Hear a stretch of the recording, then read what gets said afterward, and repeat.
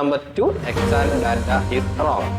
2023 ഈ റൂൾ വെച്ചിട്ട് നമുക്ക് 7ഓളം ക്വസ്റ്റ്യൻസ് എത്തിക്കാൻ സാധിച്ചിട്ടുണ്ടായിരുന്നു. അതിൻ്റെ അകത്ത് ഏകദേശം 5ഓളം ക്വസ്റ്റ്യൻസ് പോലും നമ്മൾ റൂൾ അപ്ലൈ ചെയ്ത് നോക്കിയിട്ട് നമുക്ക് കിട്ടിയിട്ടുണ്ടായിരുന്നു. അതുപോലെ റൂൾ എപ്പോഴും കറക്റ്റായിട്ട് ആക്യുറേറ്റ് ആവുന്നില്ല. 50-58% മാത്രമാണ് നമ്മൾ 2023 ക്വസ്റ്റ്യൻസിൽ നമ്മൾ റൂൾ അപ്ലൈ ചെയ്ത് കിട്ടിയിട്ടുള്ളത്. അപ്പോൾ 2022 ക്വസ്റ്റ്യൻസ് നോക്കുന്ന സമയത്ത് നമുക്ക് ഒരു ക്വസ്റ്റ്യൻ മാത്രമേ ഉണ്ടായിട്ടുള്ളൂ. അതിന് റൂൾ കറക്റ്റായിട്ട് നമുക്ക് അപ്ലൈ ചെയ്ത് 100% അതിൻ്റെ സക്സസ് റേറ്റ് എന്ന് പറയുന്നത്.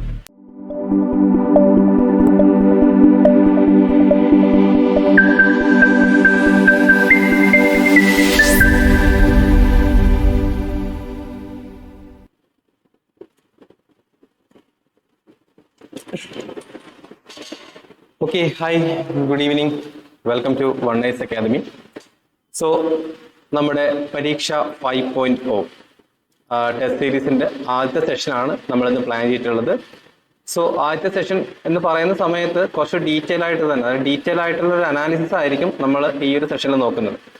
അതായത് പ്രിലിമിനറി എക്സാമിനേഷന് എടുക്കാൻ പോകുന്ന സമയത്ത് നമുക്ക് ഹാർഡ്ലി ഒരു 3 or 4 months മാത്രമാണ് നമ്മുടെ മുന്നിലായിട്ടുള്ളത്. സോ ഒരിക്കലും നമ്മൾ മെയ് എന്ന് പറഞ്ഞിരിക്കുന്ന ഒരു മന്ത് ഒരു സ്റ്റഡി ടൈമായിട്ട് ഒരിക്കലും കാണരുത്. അത് നമ്മൾ റിവിഷൻ പീരീഡ്. ആക്ച്വലി നമ്മൾ പ്രിലിംസ് സ്റ്റാർട്ട് ചെയ്യുന്നതിന് മുന്നേ നിങ്ങൾ ഏതൊരു ആസ്പിറൻ്റ് ആണെന്നുണ്ടെങ്കിൽ പോലും ഒരു 3 months മുന്നേ കംപ്ലീറ്റ്ലി നിങ്ങളുടെ സ്റ്റഡീസ് സ്റ്റോപ്പ് ചെയ്തിരിക്കണം. അതായത് മെയ്ക്ക് മുന്നേ ഉള്ള 3 months നിങ്ങളെ സ്റ്റഡീസ് സ്റ്റോപ്പ് ചെയ്തിട്ട് പിന്നീട് റിവിഷനും ടെസ്റ്റ് സീരീസും മാത്രമേ ഫോക്കസ് ചെയ്യാൻ പാടുള്ളൂ.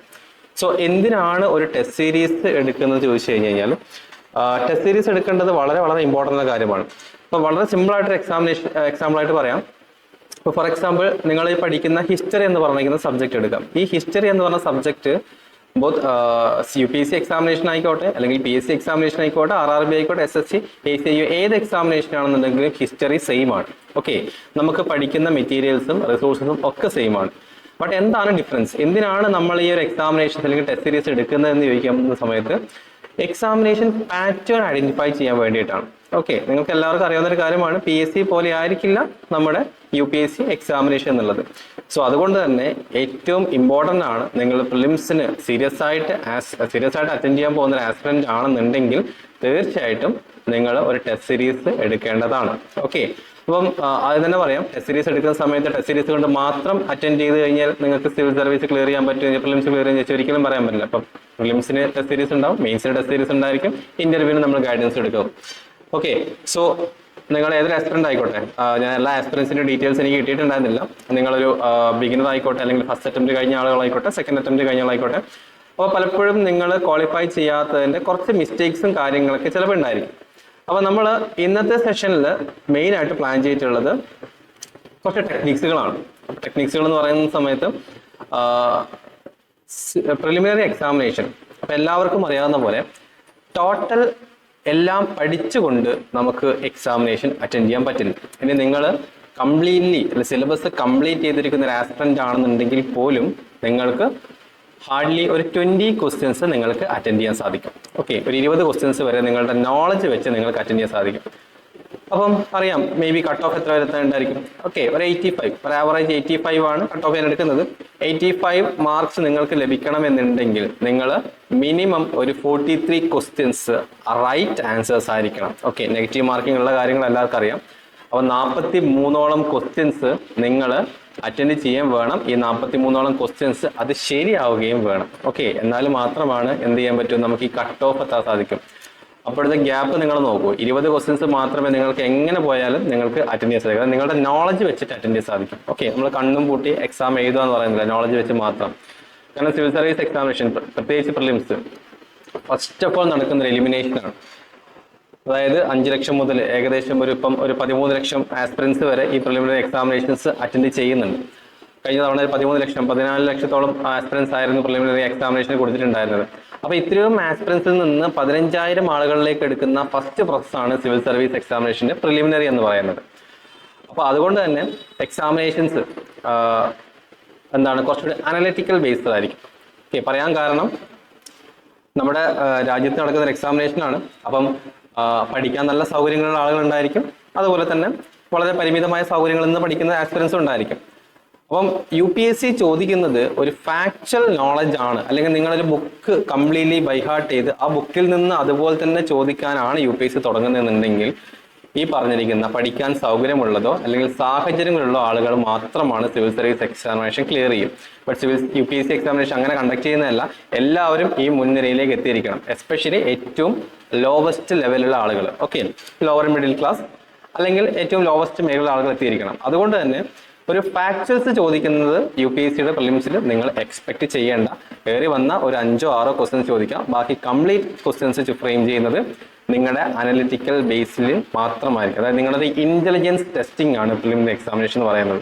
അപ്പോൾ നേരത്തെ പറഞ്ഞ തന്നെ 20 ക്വസ്റ്റ്യൻസ് നിങ്ങൾക്ക് നല്ല രീതിയിൽ പഠിക്കുന്ന ഒരു ആസ്പെക്ട് ആണ്. 20 ക്വസ്റ്റ്യൻസ് പറ്റും. ബാക്കിയുള്ള ഇനിയും നമുക്ക് വേണം 23 ക്വസ്റ്റ്യൻസ്. ഓക്കെ, ഇതിൽ നമ്മൾ എത്രത്തോളം റോങ് ആക്കുമെന്ന് നമുക്കറിയാം. നെഗറ്റീവ് മാർക്കിംഗ് ഉണ്ട്, 1/3 നെഗറ്റീവ് മാർക്കിംഗ് ഉള്ളതാണ്. അപ്പം 23 ക്വസ്റ്റ്യൻസിൽ അപ്പം ഇതിൽ നിങ്ങൾക്ക് കൺഫ്യൂഷൻ വരുന്നത് ഒരു 50-50 ചാൻസ്, അല്ലെങ്കിൽ ഒരു 75% ചാൻസ് ഉണ്ടായിരിക്കും, അല്ലെങ്കിൽ 25% മാത്രമേ നിങ്ങൾക്ക് അറിയും. അപ്പം ഈ അറിയുന്നതിൽ നിന്ന് എങ്ങനെയാണ് നമ്മളൊരു ആക്ച്വൽ ആൻസറിലേക്ക് എത്തേണ്ടത്? അപ്പൊ എല്ലാ വർഷവും കുറച്ച് ടെക്നിക്സുകളും ഇതിന് ഉപയോഗിക്കാം. ഓക്കെ, അപ്പം ആ ഒരു ടെക്നിക്സുകളാണ് നമ്മൾ തുടങ്ങാൻ പോകുന്നത്. ഇന്റലിജൻസ് വേണം, നിങ്ങളുടെ നോളജ് വേണം, നിങ്ങളുടെ ഇന്റലിജൻസ് വേണം. ഇത് രണ്ടും ഉപയോഗിച്ചിട്ട് എങ്ങനെ നമുക്ക് ഈ പ്രിലിംസിൽ വരുന്ന എക്സാമിനേഷൻസ് അല്ലെങ്കിൽ ക്വസ്റ്റ്യൻസ് നമുക്ക് ടാക്കിൾ ചെയ്യാം. അപ്പോൾ ഇവിടെ നമ്മൾ എടുത്തിട്ടുള്ളത് കുറച്ച് ക്വസ്റ്റ്യൻസ് നമ്മൾ ഓൾറെഡി എടുത്തു വെച്ചിട്ടുണ്ട്. അതായത് നമ്മളൊരു ഡീപ്പ് റിസർച്ചിന് ശേഷം കുറച്ച് ടെക്നിക്സുകൾ നമ്മൾ ഐഡന്റിഫൈ ചെയ്തിട്ടുണ്ട്. ഒരുപാട് റൂളുകളാണ്.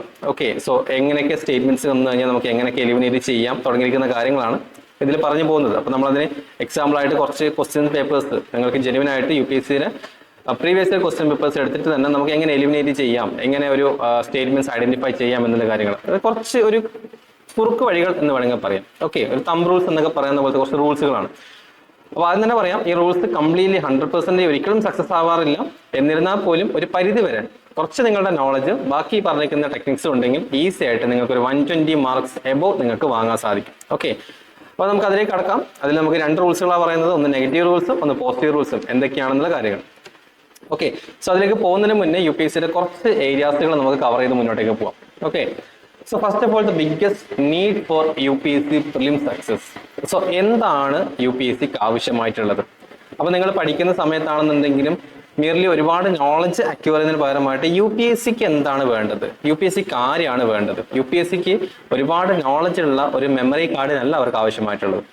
ഇന്റലിജന്റ് ആയിട്ടുള്ള ഒരു വ്യക്തിനെയാണ് വേണ്ടത്, അല്ലെ? കാര്യങ്ങളൊക്കെ ഡിസിഷൻസ് എടുക്കാൻ ഹയസ്റ്റ് ഡിസിഷൻ മേക്കിംഗ് പൊസിഷനിലാണ് നമ്മൾ പോകാൻ പോകുന്നത്. ബട്ട് ഡിസിഷൻസ് മേക്കിങ്ങും അതുപോലെ തന്നെ ഏറ്റവും ടഫ് സിറ്റുവേഷൻസിൽ എങ്ങനെയാണ് അത് ടാക്കിൾ ചെയ്തെടുക്കുന്നത്, അങ്ങനെയുള്ള ആളുകളെയാണ് UPSCക്ക് അറിയേണ്ടത്. സോ ഒരു 20 മിനിറ്റ് ഇന്റർവ്യൂല് ഇത് മൊത്തം അറിയില്ല. അതിനാണ് നമ്മൾ പ്രിലിംസ് മെയിൻസ് എന്ന് പറയുന്നത് പല എക്സാമിനേഷൻസ് കടമ്പകൾ വെച്ചിട്ടുള്ളത്. ഈ എക്സാമിനേഷനിലൂടെയും അവർ കണ്ടെത്തുന്ന ഈ ഒരു കാര്യങ്ങൾ മാത്രമാണ്. Okay, so first of all ഇൻസൈറ്റ്സുകൾ നോക്കുകയാണെന്നുണ്ടെങ്കിൽ reading standard books and current affairs alone is not sufficient. അതായത് നിങ്ങൾ എത്ര തവണ റിവിഷൻ ചെയ്തോ കിട്ടാവുന്ന എല്ലാ മെറ്റീരിയൽസ് കളക്ട് ചെയ്ത് പഠിച്ചോളൂ. പക്ഷേ ബ്രെയിൻ നമ്മുടെ ഹ്യൂമൻ ബ്രെയിൻ ആണ്, മറന്നു പോവാം, കൺഫ്യൂഷൻ ആവാം, എല്ലാ കാര്യങ്ങളും വരാം. ഓക്കെ, സോ എത്ര തവണ നിങ്ങൾ റിവൈസ് ചെയ്താൽ പോലും എക്സാമിനേഷൻ എടുക്കുന്ന സമയത്ത് അല്ലെങ്കിൽ എക്സാം ഹോൾ എത്തുന്ന സമയത്ത് ക്വസ്റ്റ്യൻ പേപ്പർ കൈ കിട്ടുന്ന സമയത്ത് പലപ്പോഴും പല ക്വസ്റ്റ്യൻസും നിങ്ങൾ ആദ്യമായി കാണുന്നതായിരിക്കാം, അല്ലെങ്കിൽ നിങ്ങൾക്ക് ഒരു പരിചയവും ഇല്ലാത്തതായിരിക്കാം. മേ ബി ചിലപ്പോൾ നിങ്ങൾ ഹിസ്റ്ററി എന്ന് പറഞ്ഞ സബ്ജക്റ്റിൽ ഒരു അഗ്രഗണ്യനാണെന്നുണ്ടെങ്കിൽ പോലും ചിലപ്പോൾ ക്വസ്റ്റ്യൻ കണ്ടു കഴിഞ്ഞാൽ എവിടെ നിന്ന് വന്നു എന്ന് പറയാൻ പറ്റില്ല. ബിക്കോസ് UPSC പ്രിസൈസ് ആയിട്ട് ഞങ്ങൾ എടുക്കുന്ന ക്വസ്റ്റ്യൻസ് ഈ സിലബസിൽ നിന്നാണ് അല്ലെങ്കിൽ ഈ റിസോഴ്സിൽ നിന്നാണ് എവിടെയും പറഞ്ഞിട്ടില്ല. ഇതേപോലെ നമ്മൾ NCERT ആണ് ഒരു ഒത്തന്റിക് ആയിട്ടുള്ള റിസോഴ്സ് നമ്മൾ സ്റ്റാർട്ട് ചെയ്യുന്നത്. ഫൗണ്ടേഷൻ സ്റ്റാർട്ട് ചെയ്യുന്നപ്പോൾ NCERT ആയിരിക്കും. ഓക്കെ, അതേപോലെ തന്നെ UPSC prelims test decision making under uncertainty. അതായത് ഒരു അൺസർട്ടൻ സിറ്റുവേഷൻസിൽ നമ്മൾ എത്തുകയാണ്. എന്ത് ചെയ്യണം എന്നറിയാത്ത സിറ്റുവേഷൻസിൽ എങ്ങനെയാണ് ഒരു ആസ്പിറന്റ് നല്ല രീതിയിൽ ഡിസിഷൻ എടുക്കുന്നത്? ഓക്കെ, അതുകൊണ്ടാണ് many questions are designed where direct knowledge is absent. അത് ഡയറക്റ്റ്ലി ഞാൻ നേരത്തെ പറഞ്ഞ പോലെ തന്നെ നിങ്ങളുടെ ഡയറക്റ്റ് നോളജ് ടെസ്റ്റ് ചെയ്യേണ്ട ആവശ്യമില്ല. അതിനിപ്പോൾ നമ്മൾ AI വരെ മുന്നോട്ട് വന്നിരിക്കുന്ന കാലഘട്ടമാണ്. ഓക്കെ, കംപ്ലീറ്റ് കാര്യങ്ങൾ ബൈഹാർട്ട് ചെയ്തിരിക്കുന്ന ഒരു ആസ്പിറന്റിന് അവർക്ക് ആവശ്യമായിട്ടില്ല. അപ്പോൾ ഡയറക്റ്റ് നോളജ് ടെസ്റ്റ് ചെയ്യുന്ന കാര്യങ്ങൾ UPSC 2015 അല്ലെങ്കിൽ നിങ്ങൾ 1995 ക്വസ്റ്റൻസ് എടുത്ത് കഴിഞ്ഞാൽ ഡയറക്റ്റ് നോളജാണ്. നമ്മൾ PSC പോലെ തന്നെയാണ് UPSC എക്സാമിനേഷൻ. അപ്പോൾ ഞാൻ ആദ്യമേ പറഞ്ഞ പോലെ തന്നെ ഒരുപാട് കോമ്പറ്റീഷൻ കൂടുന്നതനുസരിച്ചിട്ട് ഏറ്റവും ഇന്റലിജന്റ് ആയിട്ടുള്ള ആളെ കണ്ടെത്താനാണ് വേണ്ടിയിട്ട്. അതുകൊണ്ട് തന്നെ ഡയറക്റ്റ് നോളജ് പലപ്പോഴും ഇപ്പൊ പൂർണ്ണമായിട്ടും ആബ്സെന്റ് ആണെന്ന് പറയാം. അപ്പൊ ഡയറക്റ്റ്ലി ചോദിക്കുന്ന കംപ്ലീറ്റ്ലി പരിപാടി UPSC നിർത്തിയിരിക്കുകയാണ്. നിങ്ങൾക്ക് നോളജ് ഉണ്ടെങ്കിൽ കുറച്ച് ഇന്റലിജൻസ് ഉണ്ടെങ്കിൽ ഇത് രണ്ടും മിക്സ് ചെയ്തിട്ട് നിങ്ങൾക്ക് ആൻസറിലേക്ക് എത്താം. Then ability to eliminate options is more important than knowing exact answer. Okay, അത് പറഞ്ഞ പോലെ തന്നെ നിങ്ങൾക്ക് ഒരു 3 സ്റ്റേറ്റ്മെന്റ്സ് തരികയാണ്. ആ 3 സ്റ്റേറ്റ്മെന്റ്സ് ഈ 3 സ്റ്റേറ്റ്മെന്റ്സിനെ പറ്റിയും നിങ്ങൾക്ക് ഒരു ഐഡിയ ഇല്ല. For example statement number 1, statement number 2, statement number 3. Okay, അപ്പൊ 3 സ്റ്റേറ്റ്മെന്റ്സിന് മൊത്തത്തിന് നിങ്ങൾ അറിയണം എന്ന് ഒരു നിർബന്ധമില്ല. ചിലപ്പോൾ നിങ്ങൾക്ക് അറിയാനും സാധ്യത ഉണ്ടാവില്ല. ഓക്കെ, അല്ല ഒന്നാമത്തെ സ്റ്റേറ്റ്മെന്റ്സ് അറിയെങ്കിൽ ചിലപ്പോൾ ഡയറക്റ്റ് നോളജ് ആയിരിക്കും. അപ്പൊ 2ഉം 3ഉം ഇൻഡയറക്റ്റ് ആയിട്ടായിരിക്കും UPSC ചോദിക്കുന്നത്. നമുക്ക് ക്വസ്റ്റൻസ് നോക്കാം, ഓരോ ക്വസ്റ്റൻസ്, ഈ പ്രീവിയസ് ഇയർ ക്വസ്റ്റൻസ്. അപ്പൊ ഇവിടെ നിങ്ങൾക്ക് എലിമിനേറ്റ് ചെയ്യാനുള്ള കപ്പാസിറ്റി ഉണ്ടായിരിക്കണം. ഫോർ എക്സാമ്പിൾ ഓപ്ഷൻ A എന്ന് പറഞ്ഞിരിക്കുന്ന 1 ഓൺലി, ഓപ്ഷൻ B എന്ന് പറഞ്ഞിരിക്കുന്ന 1 and 2, ഓപ്ഷൻ C എന്ന് പറഞ്ഞിരിക്കുന്ന 2 and 3, ഓപ്ഷൻ D എന്ന് പറയുന്നത് 1, 2 and 3 എന്ന് പറയുന്നു. ഓക്കെ, സോ ഇതിൽ ഫോർ എക്സാമ്പിൾ നമുക്കറിയാം ഓപ്ഷൻ നമ്പർ 2 തെറ്റാണ് എന്നുണ്ടെങ്കിൽ നമുക്ക് എലിമിനേറ്റ് ചെയ്ത് കളയാം അല്ലേ. ഓപ്ഷൻ 2 ഉള്ള ഈ കംപ്ലീറ്റ് കാര്യങ്ങൾ നമ്മൾക്ക് എലിമിനേറ്റ് ചെയ്ത് കളയാം. ഓക്കെ, നമുക്ക് ഡയറക്ട്ലി A ആൻസർ ചെയ്ത് പോവാം. ഇവിടെ സ്റ്റേറ്റ്മെന്റ് നമ്പർ 1 വായിച്ചു നോക്കേണ്ട ആവശ്യമില്ല, സ്റ്റേറ്റ്മെന്റ് നമ്പർ 3 വായിച്ചു നോക്കേണ്ട ആവശ്യമില്ല. നിങ്ങൾക്ക് ആകെ അറിയാം സ്റ്റേറ്റ്മെന്റ് നമ്പർ 2 എന്തായാലും റോങ് ആണ്. റോങ് ആണെന്നുണ്ടെങ്കിൽ പിന്നീട് മറ്റ് സ്റ്റേറ്റ്മെന്റ്സുകളിലേക്ക് പോകരുത്. നിങ്ങൾ എലിമിനേറ്റ് ചെയ്ത് വന്നുകൊണ്ടിരിക്കുക. മേ ബി ചിലപ്പോൾ സ്റ്റേറ്റ്മെന്റ്സിൽ എത്തുന്നതിന് മുന്നേ തന്നെ നിങ്ങൾക്ക് ആൻസറിൽ എത്താൻ സാധിക്കും. ടൈമും ഇമ്പോർട്ടൻ്റ് ആണ്. നിങ്ങളോട് ഒരിക്കലും കംപ്ലീറ്റ്ലി പഠിച്ചു വരണം എന്ന് പറയുന്നില്ല, കുറച്ച് ഇന്റലിജൻസും കൂടി ഉപയോഗിച്ചാൽ മതിയോ. ഓക്കെ, അതാണ് പറഞ്ഞത്, ability to eliminate option is more important than knowing exact answer. Exact answer അറിയണം, അല്ലെങ്കിൽ അതിങ്ങനെ റീകോൾ ചെയ്യാൻ വേണ്ടി ക്വസ്റ്റ്യൻ കാണുമ്പോൾ തന്നെ ആ ഒരു ടോപ്പിക് ഇങ്ങനെ റീകോൾ ചെയ്ത് ഒരു ക്വസ്റ്റിന് വേണ്ടിയിട്ട് 5-10 മിനിറ്റോ നിങ്ങൾ ഇൻവെസ്റ്റ് ചെയ്തുകൊണ്ടിരിക്കും. അതിവിടെ ആവശ്യമായിട്ടില്ല. ഒരു സ്റ്റേറ്റ്മെന്റ് അറിയെങ്കിൽ നേരെ ഓപ്ഷനിലേക്ക് പോയി നോക്കുക, അവിടെ എലിമിനേറ്റ് ചെയ്യാനുള്ള ഓപ്ഷൻ ഉണ്ടോ, അങ്ങനെ എലിമിനേറ്റ് ചെയ്ത് അപ്പോൾ ചിലപ്പോൾ നിങ്ങൾ ആദ്യം ഒരു 25% എലിമിനേറ്റ് ചെയ്തും പിന്നീട് ഒരു 50% എലിമിനേറ്റ് ചെയ്യും, പിന്നെ 75% ബാക്കി, പിന്നെ ആകെ ഒരു ഓപ്ഷൻ മാത്രമേ ബാക്കിയുണ്ട്, ടിക്ക് ചെയ്ത് അങ്ങ് പൊക്കോളാം, ഒന്നും നോക്കണ്ട. Okay, then success depends on removing 1 or 2 wrong options logically. Knowledge വെച്ചിട്ടാവാം, അല്ലെങ്കിൽ ലോജിക്കലി നിങ്ങൾക്ക് റിമൂവ് ചെയ്യാം. Proven elimination techniques convert unknown questions in items. അപ്പൊ നമ്മൾ ഇവിടെ ചെയ്യാൻ പോകുന്ന കാര്യം കുറച്ച് ടെക്നിക്സുകൾ, നമ്മൾ കുറച്ച് ക്വസ്റ്റ്യൻ പേപ്പേഴ്സിൽ നിന്ന് അനലൈസ് ചെയ്ത് നമ്മൾ ഉണ്ടാക്കിയിരിക്കുന്ന റിസർച്ച് ചെയ്തെടുത്തിരിക്കുന്ന കുറച്ച് ടെക്നിക്സുകൾ.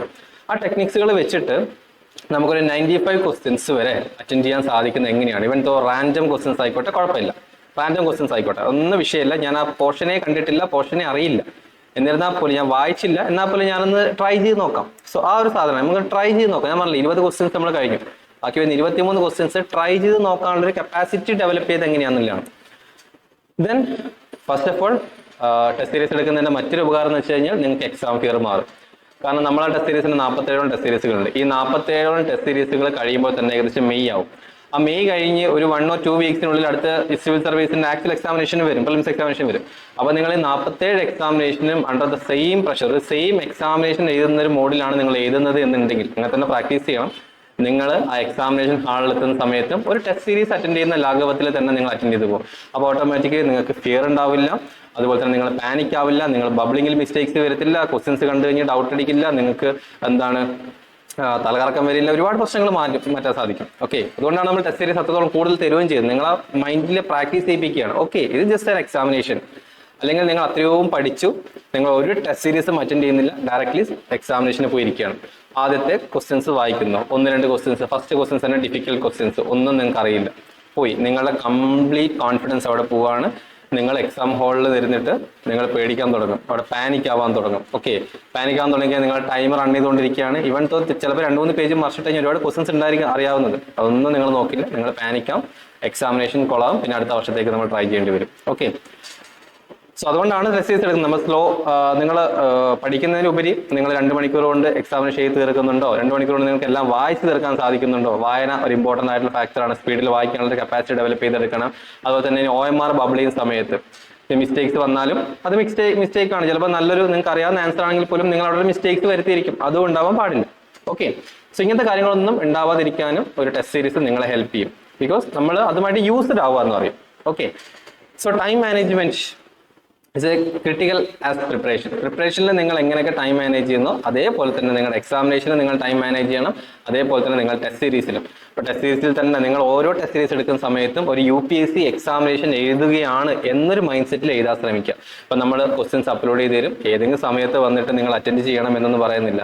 നമ്മൾ എക്സാക്ട് ടൈമിൽ UPSC പറയുന്ന ടൈം 9:30 ആണെങ്കിൽ 9:30 വന്ന് നിങ്ങൾ അറ്റൻഡ്, 9:30 11:30 വരെ നിങ്ങൾ അറ്റൻഡ് ചെയ്ത് നോക്കൂ. ആ ടൈമിൽ നിങ്ങളുടെ മൈൻഡിനെ ബ്രെയിൻ സ്റ്റോമിങ് കുറച്ചുകൂടി ആക്റ്റീവ് ആക്കി ഇരിക്കുക അല്ലെ. നമ്മൾ പറയുന്നില്ലേ ഒരു 1-2 വർഷം നമ്മൾ അടുപ്പിച്ച് നൈറ്റ് ഷിഫ്റ്റ് എടുത്തു കഴിഞ്ഞാൽ പിന്നീട് നമുക്ക് നൈറ്റ് ഉറക്കം വരില്ല. അപ്പൊ നമ്മൾ ബ്രെയിനിനെ അതുമായിട്ടൊന്ന് സിങ്ക് ചെയ്യാൻ ശ്രമിച്ചുകൊണ്ടിരിക്കുകയാണ്. അതുപോലെ തന്നെ നിങ്ങൾ ഒരു 9:30 എക്സാമിനേഷൻ തുടങ്ങുന്നുണ്ടെങ്കിൽ 9:30 നിങ്ങൾ എടുക്കുക, OMR booklet OMR print out എടുത്ത് വെക്കുക. എക്സാക്ട്ലി നമുക്ക് ചെറിയ ഡിഫിക്കൽട്ടി ഉണ്ടായിരിക്കും, ഓൺലൈൻ ആകുന്നതിന് ബുദ്ധിമുട്ട്. നിങ്ങൾ ബബിൾ ചെയ്ത് പോവുക, അതിനുശേഷം പിന്നെ ഓക്കെ 11:30 കഴിഞ്ഞു, അല്ല നിങ്ങൾ വർക്ക് കഴിഞ്ഞ് വരുന്നു, ഈവനിങ് അറ്റൻഡ് ചെയ്യാം. ആ ഒരു മോഡ് ബുദ്ധിമുട്ടായിരിക്കും പലപ്പോഴും നിങ്ങൾക്ക്. ഇത് ഏറ്റവും കൂടുതൽ ഇഷ്യൂ വരുന്നത് നമുക്ക് ഈ CSAT-ന്റെ എക്സാമിനേഷൻ. കാരണം CSAT വരുന്നത് 2:30-ക്കാണ്, ഉച്ചക്ക് 2:30-ക്കാണ് എക്സാമിനേഷൻ വരുന്നത്. ഒന്നാമത്തെ കാര്യം, നമ്മൾ ഫുഡൊക്കെ കഴിച്ച് നല്ലൊരു ഉറക്കം വരുന്നൊരു മൈൻഡ് സെറ്റിലാണ് നമ്മൾ അത്രത്തോളം ഡിലിജന്റ് ആയിട്ട് ക്വസ്റ്റ്യൻ പേപ്പർ വായിക്കേണ്ടത്. കോംപ്രിഹെൻഷൻ ഉണ്ടായിരിക്കും, ഇഷ്ടംപോലെ പാസേജുകൾ ഉണ്ടായിരിക്കും, അതുപോലെ തന്നെ മാത്സ്, ലോജിക്കൽ റീസണിങ്. അപ്പം ബ്രെയിൻ അത്രത്തോളം ഫാസ്റ്റിൽ വർക്ക് ചെയ്യേണ്ട ഒരു സിറ്റുവേഷൻ ആണ്. മറ്റേതുപോലെയല്ല, നോളജ് എടുത്തിട്ട് ഇങ്ങോട്ട് ഇടുന്ന എല്ലാ പോലെ അല്ല CSAT പേപ്പർ, GS പോലെയല്ല CSAT. അപ്പൊ അവിടെ നിങ്ങൾക്ക് ഡിഫിക്കൽട്ടി വരും. സോ അത് ഏകദേശം 2:30-ക്ക് തന്നെ നിങ്ങൾ അറ്റൻഡ് ചെയ്ത് നിങ്ങളുടെ ബ്രെയിൻ ആ സമയത്ത് ഇങ്ങനെ ഉണരാൻ വേണ്ടിയിട്ട് ട്രൈ ചെയ്തുകൊണ്ടിരിക്കുക. ഓക്കെ, സോ നമ്മുടെ ടൈം ടേബിൾ ആണെങ്കിലും അതേ രീതിയിൽ തന്നെ സെറ്റ് ചെയ്തിട്ടുള്ളത്. CSAT ഒക്കെ ആണെങ്കിലും ഉച്ചക്ക് 2:30 മണിക്കാണ് നമ്മൾ സെറ്റ് ചെയ്തിട്ടുള്ളത്. അപ്പൊ നിങ്ങളുടെ ബ്രെയിനും അതുപോലെ തന്നെ യൂസറായി ഡെവലപ്പായി വന്നോളും. Okay, so getting stuck on confusing questions ഡീറെയിൽഡ് the entire paper strategy. Okay, ഒരിക്കലും കൺഫ്യൂസിംഗ് ക്വസ്റ്റ്യൻസിന്റെ മുകളിൽ വെറുതെ ഇരിക്കാൻ നിൽക്കരുത്. നിങ്ങൾക്ക് അറിയാവുന്ന ക്വസ്റ്റ്യൻസ് ആദ്യം അറ്റൻഡ് ചെയ്ത് പോവാം. ബാക്കി നമുക്ക് പിന്നീട് ടൈം ഉണ്ടെങ്കിൽ പിന്നോട്ട് വരാം. ചിലപ്പോൾ നിങ്ങൾക്ക് അറിയാവുന്ന ക്വസ്റ്റ്യൻസ് അറ്റൻഡ് ചെയ്യുമ്പോൾ തന്നെ നിങ്ങൾ 50 ക്വസ്റ്റ്യൻസ് അറ്റൻഡ് ചെയ്ത് കഴിഞ്ഞിട്ടുണ്ടാവും. പിന്നെ എന്തിനാണ് വെറുതെ നെഗറ്റീവ് മാർക്കിന് വേണ്ടിയിട്ട് നമ്മൾ വീണ്ടും പോകുന്നത്? ആവശ്യമില്ല. 200 മാർക്ക് വാങ്ങണമെന്നൊന്നും UPSC പറഞ്ഞിട്ടില്ല. നിങ്ങൾ 200-ൽ നിങ്ങൾ 85 മാർക്ക് വാങ്ങിയാൽ മതി. നിങ്ങൾ ജനറൽ കാറ്റഗറി ആണെങ്കിൽ 90 മാർക്ക് അല്ലെങ്കിൽ 100 മാർക്കിന് വേണ്ടി ട്രൈ ചെയ്യാം. നിങ്ങളത് ഓരോ കാറ്റഗറിക്ക് അനുസരിച്ചിട്ട് കട്ട് ഓഫും കുറഞ്ഞുകൊണ്ടിരിക്കും. ഓക്കെ, ലാസ്റ്റ് ഇയർ എനിക്ക് തോന്നുന്നു SC/ST കാറ്റഗറിക്കൊക്കെ 68 or 70 മാത്രമേ കട്ട് ഓഫ് വന്നിട്ടുണ്ടായിരുന്നുള്ളൂ. ഓക്കെ, പിന്നീട് പ്രിലിംസ് എന്ന് പറഞ്ഞിരിക്കുന്നത് game of probabilities, not a perfection. ഒരിക്കലും ഒരു പെർഫെക്ഷനിസ്റ്റ് ആയിട്ടുള്ള ഒരാൾക്ക് പ്രിലിംസ് ക്വാളിഫൈ ചെയ്യാൻ പറ്റില്ല. ഇതൊരു പ്രോബബിലിറ്റിയാണ്. ഓക്കെ, അതായത് ഞാൻ നേരത്തെ പറഞ്ഞ പോലെ തന്നെ കംപ്ലീറ്റ് നോളജ് വെച്ചിട്ട് ചിലപ്പോൾ നിങ്ങൾക്ക് അറ്റൻഡ് ചെയ്യാൻ സാധിക്കില്ല. പക്ഷേ ഇത് അങ്ങനെ വരാൻ സാധ്യതയുണ്ടോ? ഇല്ല, അങ്ങനെ വരില്ല. കാരണം അത് നമ്മൾ അക്വയർ ചെയ്തിരിക്കുന്ന നോളജ് ആണ്. ഓക്കെ, മിയർലി നമ്മൾ പഠിച്ചിരിക്കുന്ന ബൈഹാർട്ട് ചെയ്തിരിക്കുന്ന സാധനങ്ങളാണ് പറ്റിയല്ല ഞാൻ പറയുന്നത്, ഒരു നോളജ് ആണ്. For example wheat cultivation. Okay, a scheme launched by Ministry of Science and Technology for the wheat cultivation എന്നൊരു സ്റ്റേറ്റ്മെന്റ് വരികയാണെങ്കിൽ അപ്പൊ തന്നെ നമ്മളെ മൈൻഡ് പോകണം. എങ്ങനെ പോകണം? ഓക്കെ, വീറ്റ് കൾട്ടിവേഷനും സയൻസ് ആൻഡ് ടെക്നോളജിയുള്ള മിനിസ്റ്ററിക്ക് എന്തിനാണ് ഈ വീറ്റ് കൾട്ടിവേഷൻ? അല്ല, അത് അഗ്രികൾച്ചർ മിനിസ്റ്ററിന്റെ അണ്ടറിലായിരിക്കും അല്ലെ? ചിലപ്പോൾ നമ്മൾ ഡയറക്റ്റ്ലി പഠിച്ചെന്നുണ്ടാവില്ല. സോ ആ ഒരു ടൈപ്പ് ഓഫ് ലോജിക്കിലേക്ക് നിങ്ങൾ, അതാണ് പ്രോബബിലിറ്റി എന്ന് പറയുന്നത്. അത് അങ്ങനെ വരാൻ സാധ്യത ഉണ്ടോ? ഗവൺമെന്റ് അങ്ങനെ ചെയ്യുമോ? അങ്ങനെ ചെയ്യില്ലേ? അല്ലെങ്കിൽ അങ്ങനത്തെ സ്കീമിൽ അങ്ങനത്തെ കാര്യങ്ങൾ വരാൻ സാധ്യതയുണ്ടോ? ഗവൺമെന്റിന് എത്ര പൈസ ഉണ്ടോ? ആ ചിന്താഗതി ഡെവലപ്പ് ചെയ്തെടുക്കുന്നതാണ് നമ്മൾ പ്രോബബിലിറ്റി എന്ന് പറയുന്നത്. അപ്പോൾ നിങ്ങൾക്ക് കൂടുതൽ ക്വസ്റ്റ്യൻസിലേക്ക് നിങ്ങൾക്ക് ആൻസർ ചെയ്യാൻ സാധിക്കും. Strategic risk taking is essential. That means intelligent guessing. Intelligent ആയിട്ട് ഒരു ക്വസ്റ്റ്യൻ വായിക്കുന്നു, ഇത് ഞാൻ പഠിച്ചില്ല, ഞാൻ പഠിക്കാത്ത പോർഷൻ വന്നിരിക്കുന്ന ക്വസ്റ്റ്യൻ ആണ്, മറിച്ചിടുക. അത് അരുത്. ഒന്ന് ചെയ്തു നോക്കുക, ഒന്ന് ശ്രമിച്ചു നോക്കുക. അതായത് നിങ്ങൾ നോർമലി എല്ലാ ക്വസ്റ്റ്യൻസും കഴിഞ്ഞതിന് ശേഷം ഒന്ന് ശ്രമിച്ചു നോക്കുക. നിങ്ങൾക്ക് എന്തെങ്കിലും കട്ട് ഓഫിലേക്ക് നിങ്ങൾ എത്തുന്നില്ല എന്ന് നിങ്ങൾക്ക് തോന്നുകയാണെന്നുണ്ടെങ്കിൽ നമ്മൾ ബബിൾ ചെയ്ത് വെച്ച് ലാസ്റ്റ് വെച്ചിരിക്കുന്ന ക്വസ്റ്റ്യൻസ് ഉണ്ടായിരിക്കും, അതിലേക്ക് ഒന്ന് തിരിഞ്ഞു നോക്കുക. എന്നിട്ട് നമ്മളൊന്ന് ഗസ്റ്റ് ചെയ്ത് ശ്രമിച്ചു നോക്കുക. ഓക്കെ, അത് അങ്ങനെ വരാൻ സാധ്യതയുണ്ടോ? മേ ബി ഒരു 50-50 ചാൻസ് വരെ നിങ്ങൾക്ക് കിട്ടും. ഓക്കെ, 2 ഓപ്ഷൻസ് എങ്ങനെ നിങ്ങൾക്ക് എലിമിനേറ്റ് ചെയ്യാൻ സാധിക്കും. Okay, lack of techniques, fewer attempts, failure despite hard work. അതായത് നിങ്ങൾ ഒരു ടെക്നിക്കൊന്നും ഇല്ല, ഇപ്പം നമ്മൾ പഠിക്കുന്ന ടെക്നിക്സുകളോ കാര്യങ്ങളൊന്നും അറിയില്ല, നോളജ് വെച്ച് മാത്രം അറ്റൻഡ് ചെയ്യാന്ന് വെച്ച് കഴിഞ്ഞാൽ നിങ്ങൾ പ്രത്യേകിച്ച് എല്ലാ എക്സാം ക്വസ്റ്റ്യൻസ് അറ്റൻഡ് ചെയ്യാൻ പറ്റില്ല. നിങ്ങൾക്ക് ആകെ ഒരു 10-20 ക്വസ്റ്റ്യൻസ്, 1-2 വർഷം പ്രിപ്പയർ ചെയ്തിരിക്കുന്ന ആസ്പിറൻസ് ആയിരിക്കും. 1-2 ക്വസ്റ്റ്യൻസ് കഴിഞ്ഞ് നിങ്ങളത് സ്റ്റോപ്പ് ചെയ്യേണ്ടി വരും. ഓക്കെ, പിന്നീട് mental control and composure decide final outcome. Mentally എപ്പോഴും സ്റ്റേബിൾ ആയിരിക്കുക. ആ ഒരു എക്സാമിനേഷൻ നടക്കുന്ന ആ ടൈമിലെങ്കിലും പൂർണ്ണമായിട്ടും എന്തായിരിക്കുക? ഓക്കെ, കുറച്ചുകൂടി കോഷ്യസ് ആയിട്ട് ഡിലിജന്റ് ആയിട്ട് ഇരിക്കാൻ ശ്രമിക്കുക. വേറെ ഒന്നിലും ഡിസ്ട്രാക്റ്റഡ് ആവാതിരിക്കുക. കുറച്ച് സമയം ഫോണിന് സൈഡിൽ വെക്കുക, ഒരു മെസ്സേജ് വന്ന ഫോണിലേക്ക് നോക്കുക, അതൊന്നും ഉണ്ടാവരുത്. ഓക്കെ, നമ്മുടെ ഡു ഓർ ഡൈ സിറ്റുവേഷൻ പോലെയാണ് പ്രിലിമിനറി എക്സാമിനേഷൻ എടുക്കുന്ന സമയത്ത്. ഇത് സിവിൽ സർവീസ് മാത്രമല്ല, നിങ്ങളുടെ ലൈഫിൽ ഏതൊരു എക്സാമിനേഷൻ എടുക്കുന്ന സമയത്താണെങ്കിലും ഈ ഒരു മൈൻഡ് സെറ്റിൽ പഠിക്കുന്ന സമയത്ത് okay as per your comfortability എങ്ങനെ വേണമെങ്കിൽ നിങ്ങൾക്ക് മുന്നോട്ട് പോകാം. പക്ഷേ എക്സാമിനേഷൻ എടുക്കുന്ന സമയത്ത് അതിൻ്റെതായ ഒരു ഇമ്പോർട്ടൻസോട് കൂടി തന്നെ നിങ്ങൾ അറ്റൻഡ് ചെയ്യാൻ ശ്രമിക്കുക. So UPSC prelims is not about how much you read and how much you study, but how intelligently you handle what you don't know. നിങ്ങൾക്ക് അറിയാത്തത് നിങ്ങൾ എങ്ങനെ അത് ഇന്റലിജന്റ് ആയിട്ട് നിങ്ങൾ ഹാൻഡിൽ ചെയ്തു എന്നുള്ള കാര്യം. ആദ്യം പറയാം, നിങ്ങൾ സിവിൽ സർവീസ് എഴുതി പ്രിലിംസ് മെയിൻസ് കഴിഞ്ഞു, നിങ്ങൾ IAS officer, IPS officer, IFS officer ആവുന്ന സമയത്ത് ചെയ്യേണ്ട ഒരു കാര്യമാണ്. നമ്മളെ മുന്നിലേക്ക് വരുന്നത് നമുക്ക് ഒരു കാരണവശാലും അറിയാൻ പറ്റാത്ത സാഹചര്യങ്ങളായിരിക്കും. ആ സിറ്റുവേഷൻസ് നമ്മൾ എങ്ങനെ ഹാൻഡിൽ ചെയ്യുന്നു എന്നുള്ളത് UPSC പ്രിലിംസ് മുതലേ നമ്മളെ ടെസ്റ്റ് ചെയ്തുകൊണ്ടിരിക്കും. ഓക്കെ, അതുകൊണ്ട് തന്നെ ഒരു രീതിയിലും നമുക്ക് പരിചയമില്ലാത്ത സ്റ്റേറ്റ്മെന്റ്സുകളായിരിക്കും വരുന്നത്. നിങ്ങൾക്ക് ഒരു സ്റ്റേറ്റ്മെന്റ് ഒരു റിസോഴ്സിൽ നിന്നും കണ്ടെത്താൻ പറ്റില്ല. ഓക്കെ, അങ്ങനെ സ്റ്റേറ്റ്മെന്റ്സുകളായിരിക്കും UPSC ചോദ്യം ചെയ്യുന്നത്. പ്രിലിംസ് ഒക്കെ അറ്റൻഡ് ചെയ്ത ആൾക്കാരാണെങ്കിൽ അറിയാൻ പറ്റും. നിങ്ങളിപ്പോൾ ജോഗ്രഫി നല്ല രീതിയിൽ പഠിച്ചതാണ്, ഇവിടെ നിന്ന് ക്വസ്റ്റൻസ് വരാം എന്ന് പ്രതീക്ഷിച്ച് പോയിരിക്കുന്ന സമയത്ത് നിങ്ങൾക്ക് തന്നെ മനസ്സിലാവും ജോഗ്രഫി പല ഏരിയാസും നമുക്ക് അറിയാത്ത ഏരിയയിൽ നിന്ന് വരെ ക്വസ്റ്റൻസ് വന്നിരിക്കുന്നു എന്നുള്ളത്. Okay, so one of the top 3 reasons for failure in UPSC prelims. So എന്തൊക്കെയാണ് നമ്മൾ ഉണ്ടാക്കുന്ന ഫെയിലിയർ കാരണങ്ങൾ എന്തൊക്കെയാണ്? ഒന്നാമത്തെ കാര്യം എക്സാം ഫിയർ, അതുപോലെ തന്നെ നമ്മൾ സ്ട്രെസ് മാനേജ് ചെയ്യാൻ അറിയാത്തത്. ഞാൻ ആദ്യം പറഞ്ഞ തന്നെ എക്സാം ഫിയർ ഉണ്ടാവരുത്. Just an examination. Civil service കിട്ടിയില്ല എന്ന് കരുതിയിട്ട് ഇവിടെ ഒന്നും സംഭവിക്കാൻ പോകുന്നില്ല. നമ്മുടെ ലൈഫൊന്നും അവിടെ ഫുൾ സ്റ്റോപ്പായി പോകുന്നുമില്ല. ഇത് നമ്മുടെ ഒരു ആഗ്രഹത്തിന് വേണ്ടി നമ്മൾ ട്രൈ ചെയ്യുന്ന ഒരു എക്സാമിനേഷൻസ്. കിട്ടിയാൽ ഓക്കെ, ലക്കി. ഇല്ലെങ്കിൽ കുഴപ്പമൊന്നുമില്ല, I will try for next year. നിങ്ങൾക്ക് അങ്ങനെ പോകാം, അല്ലെങ്കിൽ ഞാൻ എന്തെങ്കിലും മറ്റെന്തെങ്കിലും ജോലിക്ക് പോകാം, എന്ത് വേണമെങ്കിൽ ചെയ്യാം. സിവിൽ സർവീസ് മാത്രമാണ് ലൈഫ് എന്ന് കരുതി പാനിക് ആവരുത്. ഒരു കാരണവശാലും നിങ്ങളുടെ സ്റ്റഡീസിലോ നിങ്ങളുടെ എക്സാമിനേഷൻ ടൈമിലോ ആ പാനിക് അത് ഒഴിവാക്കാം. കാരണം UPSC എന്ന് പറയുന്നതല്ല ലൈഫ് എന്നുള്ള കാര്യം കൂടി ആലോചിക്കുക. ഓക്കെ, അപ്പൊ എക്സാം ഫിയർ ആദ്യം തന്നെ മാറ്റി വെക്കുക. അപ്പൊ എക്സാം ഫിയർ ഒക്കെ ആവുന്നുണ്ടെങ്കിൽ എന്ത് ചെയ്യാം? അപ്പം എക്സാം ഫിയർ വരുന്ന സമയത്ത് നിങ്ങളുടെ തിങ്കിങ് സ്പീഡ് കുറയും, അതുപോലെ തന്നെ നിങ്ങളുടെ ആക്യുറസി കുറയും. ചിലപ്പോൾ നിങ്ങളുടെ ആൻസർ ബുക്ക്ലെറ്റിന്റെ അകത്ത് ഓക്കെ ആൻസർ കറക്റ്റ് കണ്ടെത്തി ഇവിടെ വന്ന് ബബിൾ ചെയ്യുന്ന സമയത്ത് 13ാമത്തെ ക്വസ്റ്റൻ ആയിരിക്കും, നിങ്ങൾ ബബിൾ ചെയ്യുന്ന 15ാമത്തെ ക്വസ്റ്റൻ ആയിരിക്കും മിസ്റ്റേക്സ് വരുത്തും. സോ നമ്മുടെ ആക്യുറസി കുറയും, നമ്മുടെ കോൺസെൻട്രേഷൻ കുറയും, നമ്മുടെ തിങ്കിങ് സ്പീഡ് കുറയും, ബ്രെയിൻ സ്റ്റോമിങ് ആക്ടിവിറ്റീസ് കുറയും. ഇതൊക്കെ പാനിക് ആയി കഴിഞ്ഞ് കഴിഞ്ഞാൽ ഓട്ടോമാറ്റിക്കലി പാനിക് ആവുന്ന സമയത്ത് നമുക്ക് അങ്ങനത്തെ ഹോർമോൺസ് ആണ് പുറപ്പെടുവിക്കുക. ഓക്കെ, അപ്പം ആ ഹോർമോൺസിൽ നമുക്ക് അധികം ചിന്തിക്കാന്നുണ്ടാവുമല്ലോ. എന്താണ് ഏറ്റവും പെട്ടെന്ന് നമ്മൾ എസ്കേപ്പ് ആവേണ്ട മെത്തേഡ്, അത് നമ്മൾ ആലോചിക്കും. ഓക്കെ, ഒരിക്കലും നമ്മൾ ചിന്തിച്ച് ഒരുപാട് വൈഡ് ഏരിയയിലേക്ക് ചിന്തിച്ച് പോകില്ല. അതുകൊണ്ട് എക്സാം ഫിയർ അത് മാറ്റി വെക്കുക. Then fear cause severe time mismanagement. ഈ പേടി മാറ്റാൻ തന്നെ വേണ്ടിയിട്ട് ചിലപ്പം നിങ്ങൾക്ക് കുറച്ച് ടൈം പോകും എക്സാം ഹാളിൽ. പിന്നെ സ്ട്രെസ്, നിങ്ങൾക്ക് പേടി വന്നാൽ നിങ്ങൾക്ക് സ്ട്രെസ് ആവും. സ്ട്രെസ് വന്നാൽ ചിലപ്പോൾ വേർക്കും, അപ്പം ചിലപ്പോൾ തലകറങ്ങും. ഒരുപാട് ആസ്പിറൻസിന്റെ സിറ്റുവേഷൻ കൂടി ആട്ടോ ഞാൻ ഇത് പറയുന്നത്. ഒരുപാട് ആസ്പിറൻസ് ഈ സിറ്റുവേഷനിലൂടെ ഒക്കെ പോകാറുണ്ട്. ചിലപ്പോൾ തലകറങ്ങി വീഴും, ക്വസ്റ്റ്യൻസ് കാണുമ്പോൾ തലകറങ്ങി വീഴും, ചിലപ്പോൾ വെള്ളം കുടിക്കാൻ തായ്ക്കും. ഓക്കെ, അപ്പം റോങ് ആയിട്ട് OMR ബബിൾ ചെയ്യും. ഇതൊക്കെ നമ്മൾ ചെയ്തു കൂടുന്ന കാര്യങ്ങളാണ്. നമ്മുടെ പിന്നെ പാനിക്, നമ്മുടെ കോൺഫിഡൻസ് കുറയും, ഡിസിഷൻ മേക്കിങ്സ്, ഇന്റലിജന്റ് തിങ്ക് ചെയ്യുന്ന കപ്പാസിറ്റി ഇതൊക്കെ കുറയും. ഓക്കെ, ബിഗിനേഴ്സ് ആയിട്ടുള്ള ആളുകളാണെന്നുണ്ടെങ്കിൽ വ്യക്തമായിട്ട് കേട്ടോളൂ. ഒരു തവണ അറ്റൻഡ് ചെയ്ത ആൾക്കാരാണെന്നുണ്ടെങ്കിലും ഇതൊക്കെ അനുഭവിച്ചിട്ടുണ്ടായിരിക്കും, മേ ബി ഉണ്ടെങ്കിൽ നല്ലത്. അപ്പൊ നിങ്ങൾക്ക് ഈസി ആയിട്ട് കാര്യങ്ങൾ പറയുന്ന സമയത്ത് മനസ്സിലാവും. പിന്നെ fear results in poor attempt strategy. നിങ്ങൾക്ക് പേടി വന്നു കഴിഞ്ഞാൽ ഓട്ടോമാറ്റിക് നിങ്ങൾ കുറേ ക്വസ്റ്റൻ അറ്റൻഡ് ചെയ്യില്ല. നിങ്ങൾക്ക് അറിയാവുന്ന 30 ക്വസ്റ്റൻ ആണെങ്കിൽ നിങ്ങൾ 30 ക്വസ്റ്റൻ അറ്റൻഡ് ചെയ്ത് വരും. 30 നിങ്ങൾ ആൻസർ ശരിയാക്കിയാൽ പോലും നിങ്ങൾക്ക് കിട്ടുന്ന മാർക്ക് 60 മാർക്ക്. കട്ട് ഓഫിനെക്കാട്ടും ബിലോ ആണ്. നിങ്ങൾ പ്രിലിംസ് ക്ലിയർ ചെയ്യില്ല, കഴിയും. നമ്മൾ കട്ട് ഓഫ് ക്രോസ് ചെയ്യില്ല. അപ്പൊ ഈ ഫിയർ വന്നു കഴിഞ്ഞാൽ സംഭവിക്കുന്ന കാര്യമാണ്. പിന്നെ stress negatively impacts brain performance. Stress നമ്മുടെ ബ്രെയിനിന്റെ പെർഫോമൻസിനെ ബാധിക്കും. അത് സിമ്പിളായിട്ട് പറയുകയാണെന്നുണ്ടെങ്കിൽ നിങ്ങളൊരു സ്റ്റേജ് ഫിയർ ഉള്ള ഒരാളാണെന്നുണ്ടെങ്കിൽ നിങ്ങളെ പെട്ടെന്ന് സ്റ്റേജിലേക്ക് ഒരാൾ വിളിക്കുകയാണ്. നിങ്ങളൊരു ഫംഗ്ഷന് പോകുന്ന സമയത്ത് പെട്ടെന്ന് ഒരാൾ സ്റ്റേജിലേക്ക് വിളിക്കുകയാണ്. അപ്പോൾ തന്നെ നിങ്ങൾ പാനിക്കാവും. നിങ്ങൾ എന്ത് ചെയ്യും? ഓട്ടോമാറ്റിക്കലി നിങ്ങൾക്ക് ഒന്നും പറയാൻ വരില്ല. ചിലപ്പോൾ നിങ്ങൾ നല്ല രീതിയിൽ സംസാരിക്കുന്ന ആളായിരിക്കും, നല്ല ലീഡർഷിപ്പ് ക്വാളിറ്റി ഉള്ള ആളായിരിക്കും, നിങ്ങൾക്ക് ഒന്നും സംസാരിക്കാൻ പറ്റില്ല, അല്ലേ? അതൊക്കെ ശരിക്കും തന്നെ ഫിയർ കൊണ്ടാണ്. നിങ്ങൾ നല്ല രീതിയിൽ സംസാരിക്കുന്ന ആളായിരിക്കും, പക്ഷെ നിങ്ങൾക്ക് ഫിയർ കൊണ്ട് ഇതൊക്കെ മറക്കും. പിന്നീട് അവിടെ നിന്ന് ഇറങ്ങിക്കഴിഞ്ഞാലാണ് നമ്മൾ ആലോചിക്കുക, ഓ അങ്ങനെ സംസാരിക്കാമായിരുന്നു, എല്ലാവരും കയ്യിലെടുക്കാമായിരുന്നു എന്നതിന് ശേഷം ആലോചിക്കാം, അല്ലേ? കാരണം ആ സിറ്റുവേഷനിൽ നമ്മൾ ഹാൻഡിൽ ചെയ്യാൻ സാധിക്കണം. ഓക്കെ, സോ നോർമലി നിങ്ങളെ എന്താണ് നമ്മളെ പബ്ലിക് സ്പീക്കിങ്ങിലൊക്കെ കൊടുക്കുന്ന കുറച്ച് കാര്യങ്ങളാണിത്. നിങ്ങൾ അതേപോലെ തന്നെ നിങ്ങളൊരു 10-20 തവണ നിങ്ങൾ സ്റ്റേജിൽ കയറിയ ആളാണെന്നുണ്ടെങ്കിൽ നിങ്ങൾ എപ്പോൾ വിളിച്ചു കഴിഞ്ഞാൽ നിങ്ങൾ ഓടിച്ചാടി നിങ്ങൾക്ക് പറയേണ്ട കാര്യങ്ങളൊക്കെ പറയും. ഈസി ആയിട്ട് നിങ്ങളത് ഹാൻഡിൽ ചെയ്ത് തിരിച്ചു വരും. ആ ഹാൻഡ്ലിംഗ് കപ്പാസിറ്റി സിവിൽ സർവീസിൽ എക്സാമിനേഷനും കാണിക്കുക. സിവിൽ സർവീസ് എക്സാമിനേഷൻ എന്ന് പറയുന്നത് നമ്മൾ സ്റ്റേജിൽ കയറി ഒരു പാട്ട് പാടുന്നതോ, പാട്ട് പാടാൻ അറിയില്ലെങ്കിൽ പാട്ട് പാടുന്നതോ അല്ലെങ്കിൽ സംസാരിക്കുന്നതോ ആങ്കർ ചെയ്യുന്നത് പോലെ തന്നെയാണ് എന്ന് മനസ്സിൽ കണ്ടുകൊണ്ട് അറ്റൻഡ് ശ്രമിക്കുക. ഒരിക്കലും നമ്മുടെ ബ്രെയിൻ പെർഫോമൻസിനെ കുറക്കാതിരിക്കാൻ ശ്രമിക്കുക. ഓക്കെ, സോ പിന്നീട് എക്സാം ഹാളിൽ നിങ്ങൾക്ക് ഈ ഒരു ഇഷ്യൂസ് വരും, ഒരു പാനിക് ആവുന്ന ഫിയർ ആവുന്നൊക്കെ തോന്നിക്കഴിഞ്ഞാൽ നിങ്ങൾക്ക് ചെയ്യാൻ പറ്റുന്ന കാര്യം എന്ന് വെച്ച് കഴിഞ്ഞാൽ ഡീപ് ബ്രീത്ത് എടുക്കുക.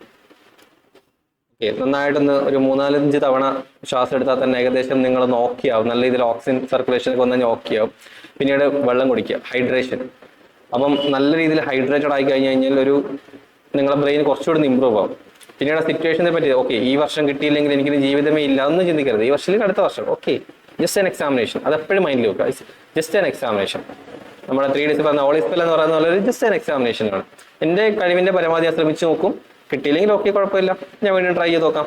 ഓക്കെ, സോ പിന്നീട് ഒരു പെർമനന്റ് ആയിട്ടുള്ള ഇതിനുള്ള സൊല്യൂഷൻ എന്താണെന്ന് വെച്ച് കഴിഞ്ഞാൽ വിഷ്വലൈസ് ചെയ്യുക. നിങ്ങൾ പഠിക്കുന്ന സമയത്ത് മുതൽ നിങ്ങളുടെ ഈ ടെക്സ്റ്റ് ബുക്കിന്റെ ആ കോർണറിലുള്ള ഈ ഭാഗമല്ലേ ക്വസ്റ്റ്യൻ എന്നുള്ള കാര്യങ്ങളിലേക്കാൾ കൂടുതൽ നിങ്ങൾ പഠിക്കുന്ന സമയത്ത് ഉപയോഗിക്കുന്ന ടെക്നിക്ക് ആട്ടോ വിഷ്വലൈസ് ചെയ്യുക. നിങ്ങളിപ്പം ഒരു യുദ്ധമാണ് പഠിക്കുന്നത്. ഫോർ എക്സാമ്പിൾ നിങ്ങൾ എന്താണ് ആൻഷ്യൻ ഹിസ്റ്ററിയോ മിഡിൽ ഹിസ്റ്ററിയിലോ ഏതെങ്കിലും ഒരു വാറിനെ പറ്റി പഠിക്കുകയാണെന്നുണ്ടെങ്കിൽ നിങ്ങൾ ആ വാർ പുസ്തകത്തിനകത്തുള്ള ലെറ്റേഴ്സിൽ നിങ്ങളെ കണ്ടുപോകുന്നതിന് പകരമായിട്ട് നിങ്ങളത് വിഷ്വലൈസ് ചെയ്യാം. ഓക്കെ, അങ്ങനെ അവിടെ വാർ നടക്കുന്നു, അവിടെ ഇന്ന രീതിയിൽ ആൾക്കാർ വരുന്നു. പലപ്പോഴും നിങ്ങൾ NCERT ടെക്സ്റ്റ് ബുക്ക് വായിക്കുന്ന സമയത്ത് കാണാറുണ്ടല്ലേ പല പല പിക്ചേഴ്സുകൾ കൊടുക്കുന്നത്. ആ പിക്ചേഴ്സുകൾ കൊടുക്കുന്നത് വിഷ്വലൈസേഷൻ മെമ്മറിക്ക് വേണ്ടിയിട്ടാണ്. വിഷ്വലൈസ് ചെയ്യുക. ഏത് സബ്ജക്റ്റ് ആണ് നിങ്ങൾക്ക് വിഷ്വലൈസ് ചെയ്യാം. ഓക്കെ, ഇനിയിപ്പോൾ പൊളിറ്റി ആണെങ്കിൽ പോലും നിങ്ങൾക്ക് വിഷ്വലൈസ് ചെയ്യാം. അപ്പോൾ പാർലമെന്റിൽ പഠിക്കുന്ന സമയത്താണെങ്കിൽ നിങ്ങൾക്ക് വിഷ്വലൈസ് ചെയ്യാം. ഓഫ് കോഴ്സ്, അപ്പോൾ വിഷ്വലൈസേഷൻ ടെക്നിക്സുകൾ കൊണ്ടുവരാം പഠിക്കുന്ന സമയത്ത്. അപ്പോൾ ഓട്ടോമാറ്റിക്കലി നമ്മളെ മൈൻഡ് അവിടെ സ്റ്റക്കായി കിടക്കും. ഇപ്പോൾ നമ്മളൊരു ക്വസ്റ്റ്യൻ കാണുന്ന സമയത്ത് നമ്മൾ വിഷ്വലൈസ് ചെയ്യാൻ ശ്രമിക്കും. ഈസി ആയിട്ട് അതിന് കുഴപ്പം. ഇത് പഠിക്കുന്ന സമയത്താണ് കുറച്ചുകൂടി നിങ്ങൾക്ക് ഹെൽപ്ഫുൾ ആവും. ഒരിക്കലും പുസ്തകത്തിന്റെ ആ കോർണർ ആ പേജിൽ എന്നുള്ള കാര്യങ്ങൾ ഒഴിവാക്കാൻ ശ്രമിക്കാം. ഓക്കെ, പിന്നീട് നമ്മൾ ഈ ഒരു ടെക്നിക്ക് വർക്ക് ചെയ്യുമോ ഇല്ലയോ എന്നുള്ള കാര്യങ്ങളൊക്കെയാണ് നോക്കാൻ പോകുന്നത്. ഇത് ഓൾറെഡി ഈ ഒരു ടെക്നിക്സ് ഒക്കെ നമ്മൾ വെരിഫൈ ചെയ്തിട്ടുണ്ട്.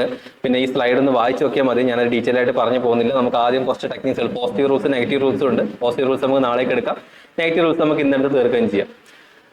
ഒരു 5-8 വർഷത്തെ UPSCയുടെ പ്രിലിംസ് പേപ്പേഴ്സ് റിസർച്ച് ചെയ്തിട്ടാണ് നമ്മൾ ഈ ടെക്നിക്സുകൾ എത്തിയിട്ടുള്ളത്. UPSC ക്വസ്റ്റ്യൻ സെറ്റ് ചെയ്യുന്ന ആളുടെ മൈൻഡ് സെറ്റ് എങ്ങനെയായിരിക്കും, ആ മൈൻഡ് സെറ്റിലൂടെ നമ്മൾ കടന്നു ചെല്ലുക. അപ്പം നമുക്ക് ഓട്ടോമാറ്റിക്കലി ആൻസേഴ്സിൽ എത്താൻ സാധിക്കും. അല്ലേ, നമ്മളിപ്പോൾ ഒരു കള്ളനെ പിടിക്കണമെന്നുണ്ടെങ്കിൽ കള്ളം പോയ വഴിയിലൂടെ പോയിക്കൊണ്ടിരിക്കണം. ഓക്കെ, അതേപോലെ തന്നെ UPSC എക്സാമിനേഷൻ നിങ്ങൾ ക്രാക്ക് ചെയ്യണമെന്നുണ്ടെങ്കിൽ UPSC എന്ത് ചിന്തിക്കുന്നു, UPSCക്ക് ആരെയാണ് വേണ്ടത്, UPSCന്റെ ക്വസ്റ്റ്യൻസ് എങ്ങനെ സെറ്റ് ചെയ്യുന്നു എന്നുള്ള കാര്യങ്ങളിലേക്ക് ഫോക്കസ് ചെയ്യുക. അല്ലാതെ UPSCനെ മാറ്റി നിർത്തിയിട്ട് മാർക്കറ്റിൽ അവൈലബിൾ ആയിട്ടുള്ള എല്ലാ റിസോഴ്സിലൂടെയും പോകുന്നതിന് പകരമായിട്ട് UPSCന്റെ ഓതന്റിക്കേറ്റ് ആയിട്ടുള്ള UPSCയുടെ PYക്കും സിലബസും കമ്പയർ ചെയ്ത് നിങ്ങൾ സ്റ്റാർട്ടിംഗ് ഒക്കെ ഉള്ള ഒരാളാണെന്നുണ്ടെങ്കിൽ മിനിമം ഒരു 1 month കംപ്ലീറ്റ്ലി നിങ്ങൾ റിസർച്ചിന് എടുത്തോളൂ. ഇപ്പൊ നമ്മളെ സ്റ്റുഡൻസിനോട് എല്ലാവരും പറയുന്ന കേസാണ് റിസർച്ച് ചെയ്യാം. നമ്മളിവിടെ വന്ന് സ്റ്റാർട്ട് ചെയ്യുന്ന സമയത്ത് നമ്മൾ കുട്ടിയെ കൊടുക്കുന്ന കാര്യമാണ് റിസർച്ച്. കഴിഞ്ഞ ഒരു 5 വർഷത്തെ ക്വസ്റ്റ്യൻ പേപ്പർ പ്രിന്റ് ഔട്ട് എടുത്ത് അവരെ കൊണ്ട് റിസർച്ച് ചെയ്യിപ്പിക്കും. അപ്പൊ റിസർച്ച് തന്നെ അവർക്ക് ഏകദേശം ഒന്നും അറിയില്ലെങ്കിലും ഒന്നും അറിയാത്തടുത്താണ് അവർ റിസർച്ച് ചെയ്തത്. റിസർച്ച് ചെയ്ത് കഴിഞ്ഞാൽ അവർക്ക് ഓക്കെ ജോഗ്രഫി എന്ന് പറയുന്ന സമയത്ത് ഓക്കെ സർ ജോഗ്രഫിയിൽ എവിടുന്ന ക്വസ്റ്റ്യൻ ചോദിക്കുന്നത്, ജോഗ്രഫി പ്രിലിംസിന് സർ ഏറ്റവും കൂടുതൽ ക്വസ്റ്റ്യൻസ് ചോദിക്കുന്നത് ഈ പറഞ്ഞിരിക്കുന്ന ഹിമാലയത്തിൽ നിന്ന് ക്വസ്റ്റ്യൻ ചോദിക്കാറുണ്ട്, ഇന്ത്യൻ റിവേഴ്സിൽ നിന്ന് ക്വസ്റ്റ്യൻ ചോദിക്കാറുണ്ട്, ഫിസിക്കൽ ജോഗ്രഫിയിൽ നിന്ന് കുറവാണ് ചോദിക്കാറുള്ളത്, ക്ലൈമറ്റോളജിയിൽ നിന്ന് കൂടുതൽ ചോദ്യം ചോദിക്കുന്നു. ഇത് കുട്ടികളെ തന്നെ ഇങ്ങോട്ട് പറയും. അപ്പൊ പഠിക്കുന്ന സമയത്താണെങ്കിൽ അപ്പൊ നിങ്ങൾക്കും ഉപകാരപ്പെടും. ഇപ്പം നമ്മുടെ എക്കണോമിയിൽ നോക്കുകയാണെങ്കിൽ ഇപ്പം ഞാൻ ഈ ജോഗ്രഫിന്റെ ഇടാണ്. ജോഗ്രഫിയിൽ നിങ്ങൾ മെയിൻസിലേക്ക് എത്തുന്ന സമയത്ത് ജോഗ്രഫിയിൽ ഒരിക്കലും അവിടെ origin of universe, evolution of earth ഒന്നും UPSC മെയിൻസിന് ചോദിക്കില്ല. അവിടെ റിസോഴ്സുകളെ പറ്റി മാത്രമേ ചോദിക്കുകയുള്ളൂ. ഓക്കെ, മിനറൽസിനെ പറ്റി മാത്രമേ ചോദിക്കുകയുള്ളൂ, അല്ലെങ്കിൽ ഇൻഡസ്ട്രീസിനെ പറ്റി മാത്രമേ ചോദിക്കുകയുള്ളൂ. ഒരിക്കലും ക്ലൈമറ്റോളജിനെ പറ്റിയിട്ട് കാര്യങ്ങളെ പറ്റിയിട്ട് ഡീറ്റെയിൽ ചെയ്യില്ല. 1-2 ക്വസ്റ്റ്യൻസ് വന്നാലായി. ഓക്കെ, ഒരു 150 മാർക്കിൻ്റെ അകത്ത്. അതുപോലെ തന്നെ എക്കണോമിയിൽ നിങ്ങൾ നോക്കുന്ന സമയത്ത് എക്കണോമിയിൽ കേൾക്കുമ്പോൾ തന്നെ നമ്മൾ ഫസ്റ്റ് കേൾക്കുന്ന കാര്യമാണ് ബാങ്കിങ് സിസ്റ്റം അല്ലെ. പക്ഷേ ഈ ബാങ്കിങ് സിസ്റ്റത്തിന്റെ അതൊന്ന് മെയിൻസിൽ എത്ര ക്വസ്റ്റ്യൻസ് വന്നു എന്നുള്ള കാര്യങ്ങൾ നിങ്ങളൊന്ന് പരിശോധിച്ച് നോക്കൂ. ബാങ്കിങ് സിസ്റ്റത്തിൽ നിന്ന് UPSCയിൽ മെയിൻസിൽ ക്വസ്റ്റ്യൻസ് വരാറില്ല ആക്ച്വലി. ബിക്കോസ് അത് പ്രിലിംസ് മെത്തേഡാണ്, അതായത് പ്രിലിംസ് റിസോഴ്സ് മാത്രമാണ്. ഓക്കെ, സോ ഇങ്ങനെയുള്ള റിസർച്ച് നിങ്ങൾക്ക് ആവശ്യമാണ്. നിങ്ങളൊരു ബിഗിനർ ആണെങ്കിൽ നിങ്ങൾ വീണ്ടും റീസ്റ്റാർട്ട് ചെയ്യാൻ നോക്കുന്ന ഒരാളാണെന്നുണ്ടെങ്കിൽ തീർച്ചയായിട്ടും ഒരു ഡിലിജന്റ് ആയിട്ടുള്ള ഒരു റിസർച്ച് വർക്ക് നിങ്ങൾ ചെയ്യുക. ആ റിസർച്ച് വർക്ക് ചെയ്താൽ തന്നെ നിങ്ങൾക്ക് എന്ത് പഠിക്കണം എന്ത് പഠിക്കേണ്ട, ഈ റിസർച്ച് വർക്ക് ചെയ്യുന്നതോടെ തന്നെ നിങ്ങൾക്ക് എന്ത് മനസ്സിലാവും. ഓക്കെ, UPSCയുടെ ക്വസ്റ്റ്യൻ പാറ്റേൺ മനസ്സിലാവും. നിങ്ങളൊരു ടോപ്പിക് നിങ്ങൾ കറണ്ട് അഫയേഴ്സ് എടുത്ത് വായിക്കുന്നു, ഓക്കെ ബ്രഹ്മോസ് മിസൈലിനെ പറ്റി വായിക്കുന്നു. അപ്പോൾ വായിക്കുന്ന സമയത്ത് ചുമ്മാ എന്തെങ്കിലും നോട്ടല്ല എഴുതി വെക്കേണ്ടത്. നിങ്ങൾ UPSCയുടെ previous year question science and ടെക്നോളജിനെ കുറേ കണ്ടിരിക്കുന്നതാണെന്നുണ്ടെങ്കിൽ ഓക്കെ ബ്രഹ്മോസ് മിസൈൽ ഇതിൽ എന്തൊക്കെ ചോദിക്കാം, ഓക്കെ ബ്രഹ്മോസ് മിസൈൽ എന്തിനു വേണ്ടി, അല്ലെങ്കിൽ ഏതാ സീരീസ് ബ്രഹ്മോസ് മിസൈൽ, ഇതിൽ ഉപയോഗിക്കുന്ന പ്രൊപ്പൽഷൻ ഏതാണ്. അപ്പൊ ഈ കാര്യങ്ങൾ മാത്രം നമ്മൾ നോട്ട് ചെയ്തെടുത്താൽ മതി. കാരണം നിങ്ങൾ ഓൾറെഡി ആ ക്വസ്റ്റ്യൻസ് കണ്ട് നിങ്ങൾ ഫെമിലിയർ ആണ് ക്വസ്റ്റ്യൻസുമായിട്ട്. സോ അതുകൊണ്ട് അതേ രീതിയിൽ തന്നെ നമ്മൾ കഴിഞ്ഞ 5-8 വർഷത്തെ ക്വസ്റ്റ്യൻ പേപ്പേഴ്സ് റിസർച്ച് ചെയ്ത് കണ്ടെത്തിയിരിക്കുന്ന മെത്തേഡ്സ് എന്തൊക്കെയാണെന്നുള്ള കാര്യങ്ങളാണ് നോക്കുന്നത്. ഓക്കെ, സോ വളരെ സിമ്പിൾ ആയിട്ടുള്ള ടെക്നിക്സുകളാണ്. ആദ്യം പറഞ്ഞാൽ തന്നെ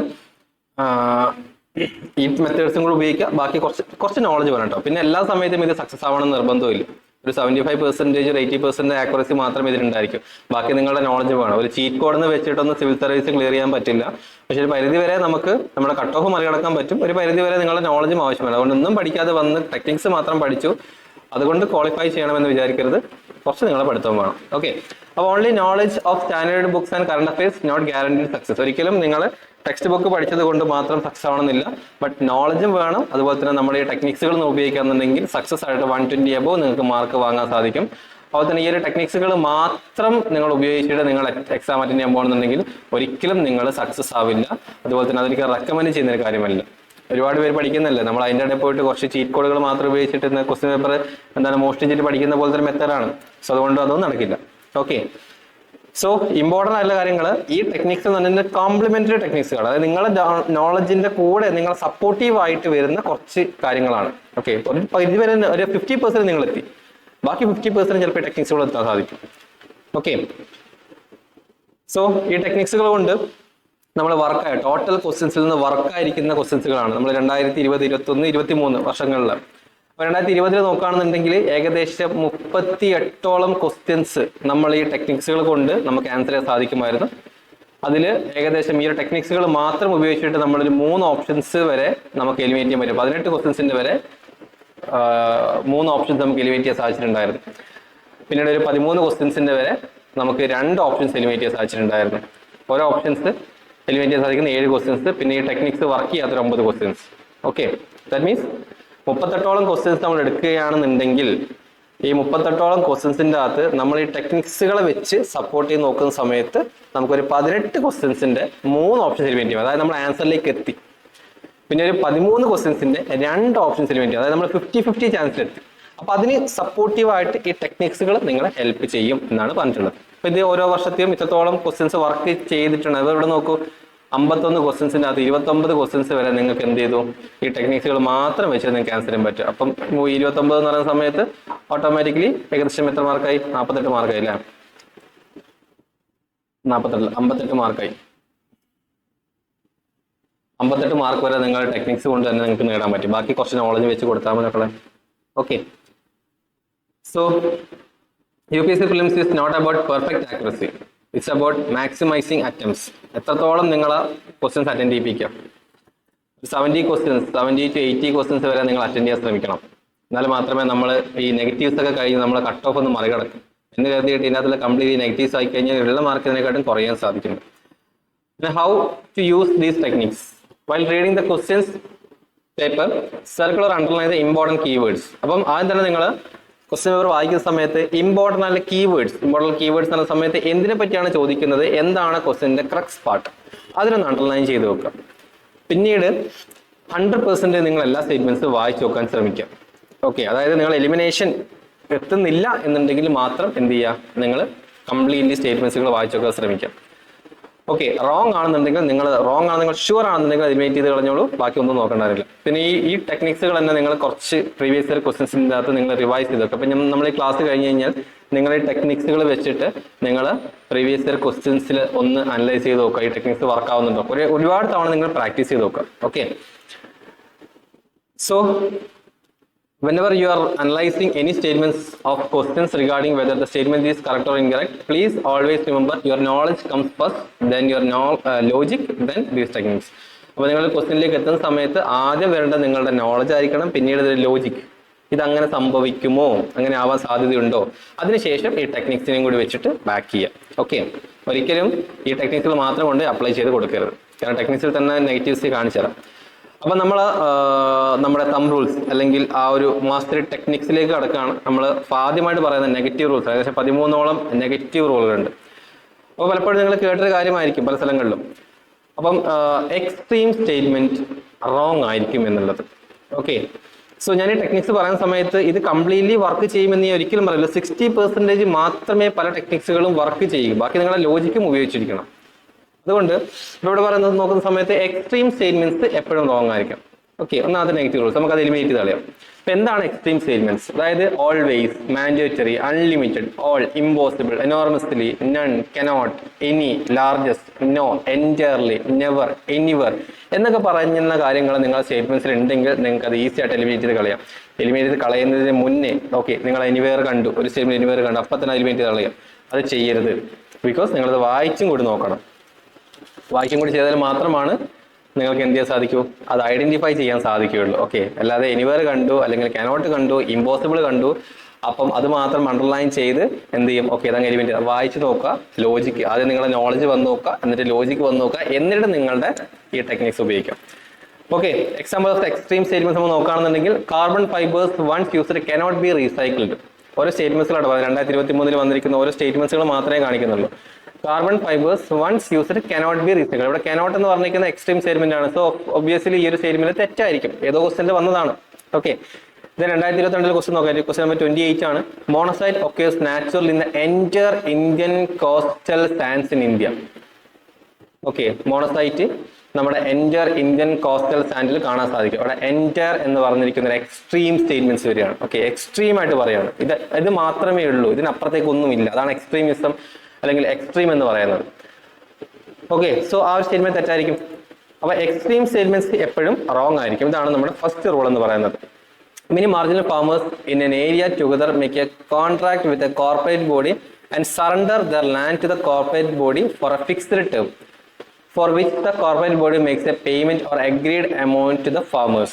Okay, ഇവിടെ ഫോർ എക്സാമ്പിൾ നമ്മുടെ എന്താണ് ഇവിടെ എക്സ്ട്രീമിസ്റ്റ് സറണ്ടർ എന്താ പറയുന്നത്, മാർജിനൽ ഫാമേഴ്സ്, അതായത് ഒരു കുറച്ച് എന്താണ് ലോ ഇൻകം ലെവലുള്ള ഫാമേഴ്സ്, അവര് അവരുടെ സ്ഥലം ഒരു കോർപ്പറേറ്റ് ബോഡിക്ക് സറണ്ടർ ചെയ്യണം, അതായത് അങ്ങ് കൊടുത്തിരിക്കണം. അതിന് കോർപ്പറേറ്റ് ഒരു ഫിക്സഡ് എമൗണ്ട് വരെ കൊടുക്കും. അല്ല, അപ്പൊ ഒന്ന് ആലോചിച്ച് ലോജിക്ക് ആദ്യം വെച്ച് ചിന്തിച്ച് നോക്കൂ. ഏതെങ്കിലും ഗവൺമെന്റ് അങ്ങനത്തെ സാധനം കൊണ്ടുവരും. ഓക്കെ, നിങ്ങളുടെ ഫാമിംഗ് സെക്ടർ കംപ്ലീറ്റ്, നിങ്ങളുടെ സ്ഥലങ്ങൾ മൊത്തം എന്തായാലും ഒരു കോർപ്പറേറ്റ് സെക്ടറിന് അങ്ങോട്ട് കൊടുക്കണം, അവർ നിങ്ങൾക്ക് പൈസ തരും എന്ന് പറയില്ല. ഓക്കെ, മേ ബി നിങ്ങൾ വേണമെങ്കിൽ കൊടുക്കാം എന്നൊരു ഓപ്ഷൻ. പക്ഷെ ലോജിക്ക് വന്നാൽ തന്നെ നമുക്ക് ആൻസർ ചെയ്യും. പക്ഷേ ഇവിടെ സറണ്ടർ എന്നൊരു സാധനം വന്നു, എക്സ്ട്രീം സ്റ്റേറ്റ്മെന്റ് ആണ്. എന്ത് ചെയ്യാം, നമുക്ക് ആ സ്റ്റേറ്റ്മെന്റ് സ്ട്രോങ് ആണ്. 2023 ക്വസ്റ്റ്യൻ നമ്പർ 26 നിങ്ങൾ വേണമെങ്കിൽ ഇതൊന്ന് അപ്ലൈ ചെയ്ത് നോക്കട്ടോ. ഈ കാര്യങ്ങൾ ഈ ക്വസ്റ്റ്യൻ നമ്പറും കൂടി ഇതിന്റെ കൂടെ ആഡ് ചെയ്തിട്ടുണ്ട്. അപ്പോൾ നിങ്ങൾ ക്വസ്റ്റ്യൻസ് പേപ്പേഴ്സ് എടുത്തിട്ട് ഒന്ന് അനലൈസ് ചെയ്ത് നോക്കുക. ക്വസ്റ്റ്യൻ പേപ്പർ ഇല്ലാത്ത ആളുകളാണെന്നുണ്ടെങ്കിൽ നിങ്ങൾക്ക് നമ്മുടെ ഡ്രൈവിൻ്റെ ആക്സസ് കിട്ടിയിട്ടുണ്ടാവും വിചാരിക്കുന്നു. ഡ്രൈവിൻ്റെ ആക്സസിൽ നിന്ന് നിങ്ങൾക്ക് കംപ്ലീറ്റ് ക്വസ്റ്റ്യൻ പേപ്പേഴ്സ് ഡൗൺലോഡ് ചെയ്യാൻ സാധിക്കും. ഓക്കെ, ഇനി അടുത്ത ഒരു സ്റ്റേറ്റ്മെന്റ് നോക്കൂ. All casual workers are entitled for employee provident fund coverage. അപ്പൊ എല്ലാ കാഷ്വൽ വർക്കേഴ്സിനും, അവിടെ എന്ത് വന്നു, ഓൾ, എല്ലാ കാഷ്വൽ വർക്കേഴ്സിനും എംപ്ലോയി പ്രൊവിഡന്റ് ഫണ്ട് കവറേജ് ലഭിക്കുന്നതാണ്. ലോജിക്ക് ഫസ്റ്റ് ചിന്തിച്ച് നോക്കാം അല്ലെ. ഈ ഗവൺമെന്റ് എല്ലാവർക്കും ഈ പ്രൊവിഡന്റ് ഫണ്ട് കൊടുക്കാനുള്ള ഒരു കപ്പാസിറ്റി ഉണ്ടായിരിക്കുമോ ഇന്ത്യൻ എക്കണോമിക്ക് സംബന്ധിച്ച്? ഇല്ല, പറ്റില്ല. പ്രത്യേകിച്ച് കാഷ്വൽ വർക്കേഴ്സ് ആണ് അല്ലെ. എല്ലാവർക്കും പ്രൊവിഡന്റ് ഫണ്ട് കൊടുക്കാൻ പറ്റുമോ? ഇല്ല. അപ്പം ലോജിക്ക് വന്നാൽ തന്നെ നമുക്കത് ആൻസർ എലിമിനേറ്റ് ചെയ്യാം. പക്ഷേ എക്സ്ട്രീം സ്റ്റേറ്റ്മെന്റ് വന്ന് ഓൾ എന്ന് വന്നു, സോ നമുക്ക് എലിമിനേറ്റ് ചെയ്ത് കളയാം. ഇനി നമുക്കത് ഏതൊക്കെ ക്വസ്റ്റ്യനിൽ ഇപ്പം ഇത് നിങ്ങൾ ചെയ്യേണ്ട കാര്യമാണ്. ദാറ്റ് മീൻസ് നിങ്ങൾ ഈ പറഞ്ഞിരിക്കുന്ന ക്വസ്റ്റ്യൻസ് നോക്കുക. ആ ക്വസ്റ്റ്യൻസിൽ ഈ റൂൾ ഒന്ന് അപ്ലൈ ചെയ്ത് നോക്കാം. 2023 നമ്മൾ ഈ റൂൾ വെച്ചിട്ട് 13ഓളം ക്വസ്റ്റ്യൻസ് നമുക്ക് ആൻസർ ചെയ്യാൻ സാധിക്കുമായിരുന്നു. Okay, percentage of application of the rule, അതായത് ക്വസ്റ്റ്യൻ നമ്പർ 12, അതുപോലെ തന്നെ 66, 71 ഈ ക്വസ്റ്റ്യൻസ് നോക്കുക. അങ്ങനെ ഓരോ വർഷത്തെയും ക്വസ്റ്റ്യൻ പേപ്പർ ഈ ക്വസ്റ്റ്യൻ പേപ്പർ നോക്കിയിട്ട് നമ്മൾ ഈ പറഞ്ഞ റൂൾ ഒന്ന് അപ്ലൈ ചെയ്ത് നോക്കട്ടോ. ഒന്നാമത്തെ റൂൾ എക്സ്ട്രീം സ്റ്റേറ്റ്മെന്റ്സ് റോങ് ആണ്. അങ്ങനെ എക്സ്ട്രീം സ്റ്റേറ്റ്മെന്റുകൾ നിങ്ങൾ ഐഡന്റിഫൈ ചെയ്തിട്ടുണ്ടെങ്കിൽ അത് എലിമിനേറ്റ് ചെയ്ത് നോക്കുക. എന്നിട്ട് ആൻസർ കണ്ടെത്തി നോക്കുക. ആൻസർ കീ നമ്മുടെ ഡ്രൈവിൽ തന്നെ ഉണ്ട്. അപ്പൊ നിങ്ങൾക്കൊന്ന് നോക്കാം അങ്ങനെ അപ്ലൈ ചെയ്തിട്ട് നിങ്ങൾക്ക് കിട്ടുന്നുണ്ടോ എന്നുള്ളത്. കുറച്ച് ലോജിക്ക് വേണം കേട്ടോ. First knowledge, then logic, then this technique. Okay, exception, B extra conscious while dealing with questions of the polity. Okay, ഞാൻ ആദ്യ കാര്യം പറഞ്ഞാൽ തന്നെ പൊളിറ്റി റിലേറ്റഡ് ആയിട്ടുള്ള ക്വസ്റ്റ്യൻസ് നോക്കുന്ന സമയത്ത് ഈ എക്സ്ട്രീം സ്റ്റേറ്റ്മെന്റ്സ് റോങ് ആണ് എന്നുള്ള കാര്യങ്ങൾ ഒഴിവാക്കുക. ബിക്കോസ് പൊളിറ്റിയിൽ എക്സ്ട്രീം സ്റ്റേറ്റ്മെന്റുകൾ വരാം, റൈറ്റ് ആയിട്ട് തന്നെ വരാം. ഓക്കെ, എക്സ്ട്രീം സ്റ്റേറ്റ്മെന്റ്സുകൾ ലക്ഷ്മികാന്തിൽ നടക്കുന്ന സ്റ്റേറ്റ്മെന്റ്സുകളൊക്കെ കറക്റ്റ് വരാം. അത് റോങ് ആണ് ചിന്തിക്കുക. അവിടെ നിങ്ങൾ ലോജിക്ക് അപ്ലൈ ചെയ്ത് നോക്കട്ടോ. If all 3 to 5 statements of the question contain extreme statement, then this formula should not be applied. അതായത് ഒരു ക്വസ്റ്റ്യൻ വന്നു, ഒരു ക്വസ്റ്റ്യൻ്റെ അകത്ത് വന്നിരിക്കുന്ന 3 സ്റ്റേറ്റ്മെന്റുകളാണ്. ഈ 3 സ്റ്റേറ്റ്മെന്റ്സുകളും എക്സ്ട്രീം ആണ്. അപ്പൊ നമ്മൾ 3 എലിമിനേറ്റ് ചെയ്യാൻ പറ്റുമോ? ഇല്ല. അപ്പൊ അങ്ങനത്തെ ഒരു ക്വസ്റ്റ്യൻ നോക്കാം. അപ്പൊ ആ സമയത്ത് ഈ ടെക്നിക്ക് വർക്ക് ആവില്ല. അപ്പൊ ടെക്നിക്ക് വർക്ക് ആകുന്നുണ്ടെങ്കിലും ലോജിക്ക് വെച്ചോ കേട്ടോ. അപ്പൊ ഈ ഒരു സ്റ്റേറ്റ്മെന്റ് ക്വസ്റ്റ്യൻ നോക്കൂ. Consider the following statements. Aadhaar metadata cannot be stored for more than 3 months. അപ്പൊ കനോട്ട് എക്സ്ട്രീം സ്റ്റേറ്റ്മെന്റ് വന്നു. Aadhaar metadata cannot be stored more than 3 months. Okay, ഒരു പൊളിറ്റിയുമായി ബന്ധപ്പെട്ടിരിക്കുന്ന ക്വസ്റ്റ്യൻ ആണ് വരുന്നത്. Then state cannot enter into any contract with private corporation for sharing of Aadhaar data. അവിടെ വന്നു cannot. സ്റ്റേറ്റിന് ഒരിക്കലും ഒരു പ്രൈവറ്റ് കമ്പനിയായിട്ട് ഹോൾഡ് ചെയ്യാൻ പറ്റില്ല. എന്തിന്? ഈ ആധാർ ഡാറ്റ കൊടുക്കാൻ പറ്റില്ല. Then Aadhaar is mandatory. ഇവിടെയും വേണ്ട extreme statement for obtaining insurance products. Then Aadhaar is mandatory for getting benefits funded out of the consolidated fund of India. Okay, ചോദിച്ചിരിക്കുന്നത് which of the statement is or are above is correct. ഇതും കൂടി നോക്കാം കേട്ടോ. Correct ആണോ not correct ആണോ ചോദിക്കുന്നതും കൂടി നിങ്ങൾ നോക്കണം. നേരെ ചാടിക്കയറി ആൻസറിലേക്ക് പോകരുത്. ചിലപ്പോൾ ഇവിടെ ചോദിച്ചിരിക്കുന്നത് നോട്ട് കറക്റ്റ് ആയിരിക്കും, ബട്ട് കറക്റ്റ് സ്റ്റേറ്റ്മെന്റ് അനുസരിച്ചുള്ള ഒരു ഓപ്ഷൻ കൂടി നിങ്ങൾക്ക് തന്നിട്ടുണ്ട്, കൺഫ്യൂസ് ചെയ്യിക്കാൻ തന്നിട്ടുണ്ട്. ഇത് വായിച്ചു നോക്കുന്നത് അറിയാൻ വേണ്ടിയിട്ടാണ്. അപ്പോൾ കറക്റ്റ് ആണോ നോട്ട് കറക്റ്റ് ആണോ ചോദിക്കുന്നത് എന്ന് നോക്കിയതിന് ശേഷം മാത്രം സ്റ്റേറ്റ്മെന്റിലേക്ക് വരും. ഓക്കെ, 2-3 ആസ്പിറൻസ് തെറ്റ് വരുത്തിയിട്ട് കാണിച്ചു തന്നിട്ടുണ്ടായിരുന്നു. അപ്പോൾ അതും ചെക്ക് ചെയ്ത് നോക്കാം. ഇപ്പം അങ്ങനെ ഡയറക്റ്റ്ലി ചോദിക്കാറൊന്നുമില്ല. നോട്ട് കറക്റ്റ് എന്നുള്ള കാര്യം മാറ്റിയിട്ട് പല മെത്തേഡിലാണ് ചോദിച്ചുകൊണ്ടിരിക്കുന്നത്. ഓക്കെ, ഇവിടെ നമുക്ക് ഈ പറഞ്ഞിരിക്കുന്ന എക്സ്ട്രീം സ്റ്റേറ്റ്മെന്റ്സ് റോങ് ആണ് എന്നുള്ളൊരു ടെക്നിക്സ് ഉപയോഗിക്കാൻ പറ്റില്ല. ഓക്കെ, സോ എന്താ കാരണം? ഇതൊരു പൊളിറ്റിയുമായി ബന്ധപ്പെട്ടിരിക്കുന്ന കാര്യങ്ങളാണ്. അപ്പം അടുത്തൊരു ക്വസ്റ്റ്യൻ ഡയറക്റ്റ് ആയിട്ട് വന്നിരിക്കുന്ന ലക്ഷ്യം എന്ന് വന്നിരിക്കുന്ന ഡയറക്റ്റ് ക്വസ്റ്റ്യൻ ആണ്. If election of the President of India is declared void by the Supreme Court of India, all acts done by him or her in the performance of duties of his or her office of the President before the date of decision become invalid. Okay, so ഇവിടെ എന്ന് വെച്ച് കഴിഞ്ഞാൽ നമുക്ക് എന്താണ് ഇവിടെ extreme statement ആണ്. So can be election for the post of the President of India can be postponed on the ground that some legislative assemblies have been dissolved and election are yet to take place. When a bill is presented to the President of India, the Constitution prescribes time limits within which he or she has to declare his or her assent. So ഇവിടെ നമ്മുടെ സ്റ്റേറ്റ്മെന്റ്സുകളിൽ ഇവിടെ നമ്മുടെ ആ ഒരു rule intelligent elimination techniques നമുക്കിവിടെ apply ചെയ്യാൻ സാധിക്കുന്നില്ല. ഇവിടെ നിങ്ങൾ ലോജിക് അപ്ലൈ ചെയ്ത് നോക്കിയാൽ മതി. പൊളിറ്റി ക്വസ്റ്റ്യൻസ് ആണ്, എസ്പെഷ്യലി അധികമൊന്നും പഠിക്കാനില്ലാത്തതും കൂടുതൽ ക്വസ്റ്റ്യൻസ് നിങ്ങൾക്ക് സ്കോർ ചെയ്യാൻ പറ്റുന്നതും കൂടുതൽ ക്വസ്റ്റ്യൻസ് വരുന്നതുമായിട്ടുള്ള സബ്ജക്റ്റാണ് പൊളിറ്റി എന്ന് പറയുന്നത്. അധികമൊന്നും പഠിക്കാനില്ല. പൊളിറ്റിയിലേക്ക് വരുന്ന സമയത്ത് ഒരു പരിധി വരെ നിങ്ങൾ ലോജിക്കും ഒന്ന് അപ്ലൈ ചെയ്ത് നോക്കാം. Okay,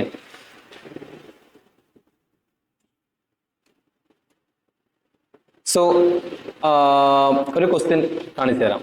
consider the following statements. 2023 PYQ ആണ്. Marsupials are not naturally found in India. Marsupial are not naturally found in India. Marsupial can thrive only in mountain grassland with no predators. Okay, ഇവിടെ കണ്ടില്ലേ, only and no predators. മാർസിപ്പിയലിന് predators ഒന്നുമില്ല, അല്ലെങ്കിൽ only thrive, അവിടെ മാത്രമേ ജീവിക്കൂ. ഇത് ഒരു രീതിയിൽ പറയുന്നത് ജനറൽ സ്റ്റേറ്റ്മെന്റ് ആണ്. കാരണം ഇത് അവിടെ മാത്രമേ ജീവിക്കൂ എന്ന് നമുക്ക് പറയാൻ പറ്റില്ല. ജനറൽ ടൈപ്പ് ഓഫ് സ്റ്റേറ്റ്മെന്റ് ആണെന്ന് കൂടി പറയാം. പിന്നെ നമുക്ക് ആദ്യം തന്നെ പോകാം. ഒരുപാട് റൂള് വരുന്ന സമയത്ത് പറയാം കേട്ടോ എന്താണ് ജനറൽ സ്റ്റേറ്റ്മെന്റ് എന്ന് പറയുന്നത്. കാരണം അത് മറ്റെവിടെയെങ്കിലും ജീവിച്ചിരിക്കുന്നുണ്ടെങ്കിലോ അല്ലെങ്കിൽ മറ്റെവിടെയെങ്കിലും ജീവിക്കുന്നുണ്ടെങ്കിലോ എക്സ്റ്റെൻസീവ് റിസർച്ച് ആവശ്യമായിട്ടില്ല ഇങ്ങനത്തെ ചോദ്യം വരുന്ന സമയത്ത്.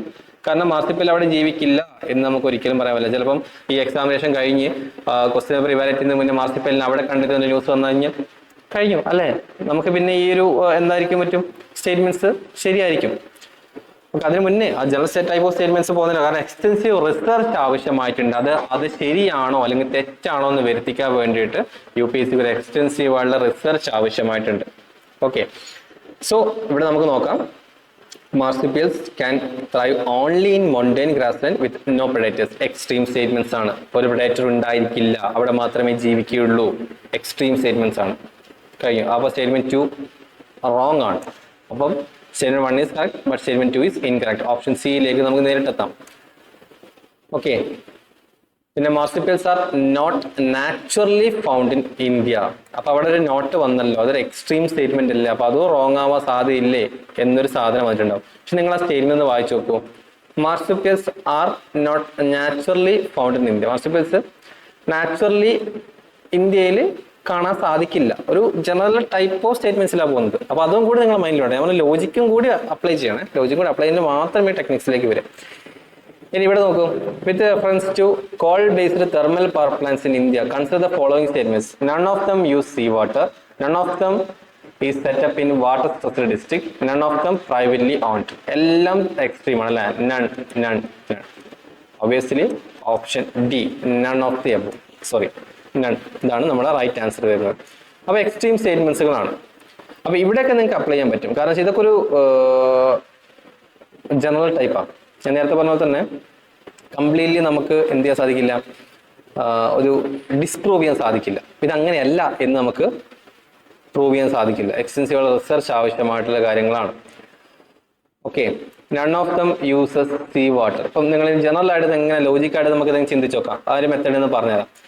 ഈ ക്വസ്റ്റ്യൻ ഒന്ന് വായിച്ചു നോക്കൂ. With reference to coal based thermal power plants in India consider the following statements. Coal based ആയിട്ടുള്ള തെർമൽ പവർ പ്ലാന്റിനെ പറ്റിയാണ് അതുമായി ബന്ധപ്പെട്ടിരിക്കുന്ന സ്റ്റേറ്റ്മെന്റ്സുകൾ വായിച്ചു നോക്കാം. None of them uses sea water. Okay, അതായത് ഒന്നും സീ വാട്ടർ യൂസ് ചെയ്യുന്നില്ല. ഓക്കെ, ഇതിൽ വേണമെങ്കിൽ നമുക്ക് സ്റ്റേറ്റ്മെന്റ്സ് മാറ്റാം. Some of the coal based thermal power plants use sea water. Okay, അപ്പം അവിടെ some of them may be ഉപയോഗിക്കാം, മേ ബി ഉപയോഗിക്കാൻ പറ്റില്ല. ഇവിടെ ലോജിക്ക് അപ്ലൈ ചെയ്ത് നോക്കൂ. വെള്ളത്തിനൊക്കെ നല്ല ക്ഷാമമാണ്. ഇനി കുറച്ചു കാലം കഴിഞ്ഞിട്ട് സീ വാട്ടർ പ്യൂരിഫൈ ചെയ്തിട്ട് കോൾ ബേസ്ഡ് തെർമൽ പവർ പ്ലാന്റിൽ ഉപയോഗിക്കുന്നതിന് തുടങ്ങി കഴിഞ്ഞാലോ അപ്പൊ ഈ സ്റ്റേറ്റ്മെന്റ് സെറ്റ് ആയില്ലേ അല്ലെ? അപ്പം അതും കൂടി അപ്ലൈ ചെയ്ത് നോക്കുക. അപ്പം none of them is set up in water stressed district. May be അവിടെ കറണ്ട് ആവശ്യമായിട്ടുണ്ടെങ്കിൽ, ഒരു തെർമൽ പവർ പ്ലാന്റ് ആവശ്യമായിട്ടുണ്ടെങ്കിൽ അവിടെ വെള്ളം കിട്ടുന്നില്ല എന്ന് കരുതിയിട്ട് അവിടെ പവർ പ്ലാന്റ് വെക്കാതെ പോകാൻ പറ്റുമോ ഗവൺമെന്റിന്? ഒരു ദരിദ്രമായിട്ടുള്ള സ്ഥലം, അവിടെ വെള്ളം കിട്ടുന്നില്ല, പക്ഷെ അവിടുത്തെ ആളുകൾ വൈദ്യുതി ആവശ്യമായിട്ടുണ്ട് അല്ലെ? അപ്പൊ വാട്ടർ സ്ട്രെസ്ഡ് ഡിസ്ട്രിക്ട് ഇത് വെക്കാൻ പാടില്ലെന്ന് പറയാനില്ല. ആളുകളുടെ ആവശ്യങ്ങൾക്ക് അനുസരിച്ച് മാത്രമേ വെക്കുകയുള്ളൂ. പിന്നെ none of them is privately owned. May be privately own ചെയ്തിട്ടുണ്ടാവാം, മേ ബി ഗവൺമെന്റ് ഓൺ ചെയ്തിട്ടുണ്ടാവാം. ഓക്കെ, അത് നമുക്ക് ഒരിക്കലും പറയാൻ പറ്റില്ല. പ്രൈവറ്റൈസേഷൻ ഒക്കെ നടന്നുകൊണ്ടിരിക്കുന്ന കാര്യമാണ്. ലോജിക്ക് അപ്ലൈ ചെയ്ത് നോക്കിയാൽ മതി. വേറൊന്നും നിങ്ങൾക്ക് ഇത് നോളജ് വേണമെന്ന് ഒരു നിർബന്ധമില്ല. കുറച്ചൊന്ന് കറണ്ട് അഫയേഴ്സ്, ലോക വിവരവും ഇന്ത്യയെ പറ്റിയുള്ള ഒരു ഐഡിയ ഉണ്ടാകുമ്പോൾ തന്നെ മതി. ഓക്കെ, സോ ഇനി രണ്ട് ക്വസ്റ്റ്യൻ കൂടി നോക്കാം. Previous year questions. Question number 69. Statement 1 and statement 2 both contain extreme words. All, unlimited, any and never.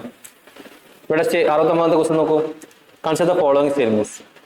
In the case of all cereals, pulses and oilseeds, the procurement at minimum support price is unlimited in any state UT of India. Extreme statement ആണ്. Logic വായിച്ചു നോക്കുന്ന സമയത്ത് അതുകൊണ്ട് ചിന്തിക്കണം കേട്ടോ. In the case of all cereals, pulses and oilseeds, the procurement at minimum support price is unlimited in any state or UT of India. അതായത് നമ്മളെ cereals ആയിക്കോട്ടെ, പൾസസ് ആയിക്കോട്ടെ, ഓയിൽസീഡ് ആയിക്കോട്ടെ, അത് മിനിമം സപ്പോർട്ട് പ്രൈസിൽ ഏത് സ്റ്റേറ്റ് ഗവൺമെന്റ് ആയിക്കോട്ടെ, ഏത് യൂണിറ്റ് ടെറിട്ടറി ആയിക്കോട്ടെ, എത്ര വേണമെങ്കിലും വാങ്ങാം എന്നാണ് പറയുന്നത്. ഓക്കെ, അതായത് മിനിമം താങ്ങുവില നൽകിയിട്ട് ഒരാളിപ്പം ഒരു 10,000 കിലോ എന്താണ് സെറിയൽസ് ഉണ്ടാക്കുകയാണ്. 10,000 കിലോ MSPക്ക് ഗവൺമെന്റിന് വാങ്ങാൻ പറ്റില്ല അല്ലെ? എവിടെ സ്റ്റോക്ക് ചെയ്യേണ്ടി വരും? ബഫർ സ്റ്റോക്ക് ആയിട്ട് എവിടെയെങ്കിലും ഗവൺമെന്റ് ഇത് വാങ്ങി വെക്കേണ്ടി വരും. ഗവൺമെന്റ് ഇത് വാങ്ങി വെച്ചിട്ട് ഇത് കടായി പോയി കഴിഞ്ഞാൽ ഗവൺമെന്റ് പൈസ നഷ്ടമല്ലേ? ലോജിക്ക് അപ്ലൈ നോക്കിയാൽ മതി. ഗവൺമെന്റ് പൈസ നഷ്ടമായില്ലേ? തീർച്ചയായിട്ടും പൈസ നഷ്ടമല്ലേ? പക്ഷേ 1000 കിലോ മൊത്തമാണെന്നില്ല. അപ്പം പറയാം ഓക്കെ 1000 കിലോ അല്ല, നിങ്ങളെടുത്തുനിന്ന് 100 കിലോ ഞങ്ങൾ വാങ്ങും, അടുത്ത ഫാമിനടുത്ത് അടുത്ത 100 കിലോ വാങ്ങും. അങ്ങനെ ഞങ്ങൾ ബഫർ സ്റ്റോക്ക് ഉണ്ടാക്കിയെടുക്കുക. അതാണ് ഗവൺമെന്റും അങ്ങനെ തന്നെയാണ്. ഗവൺമെന്റ് നമ്മളെ പോലെ തന്നെ ഒരു പ്രൈവറ്റ് ഓണർഷിപ്പ് പോലുള്ള ഒരു വ്യക്തിയും കൂടിയാണ്. അങ്ങനെ തന്നെ ആലോചിച്ച് നോക്കിയാൽ മതി. അപ്പൊ അൺലിമിറ്റഡ് ആയിട്ട് വാങ്ങുമോ?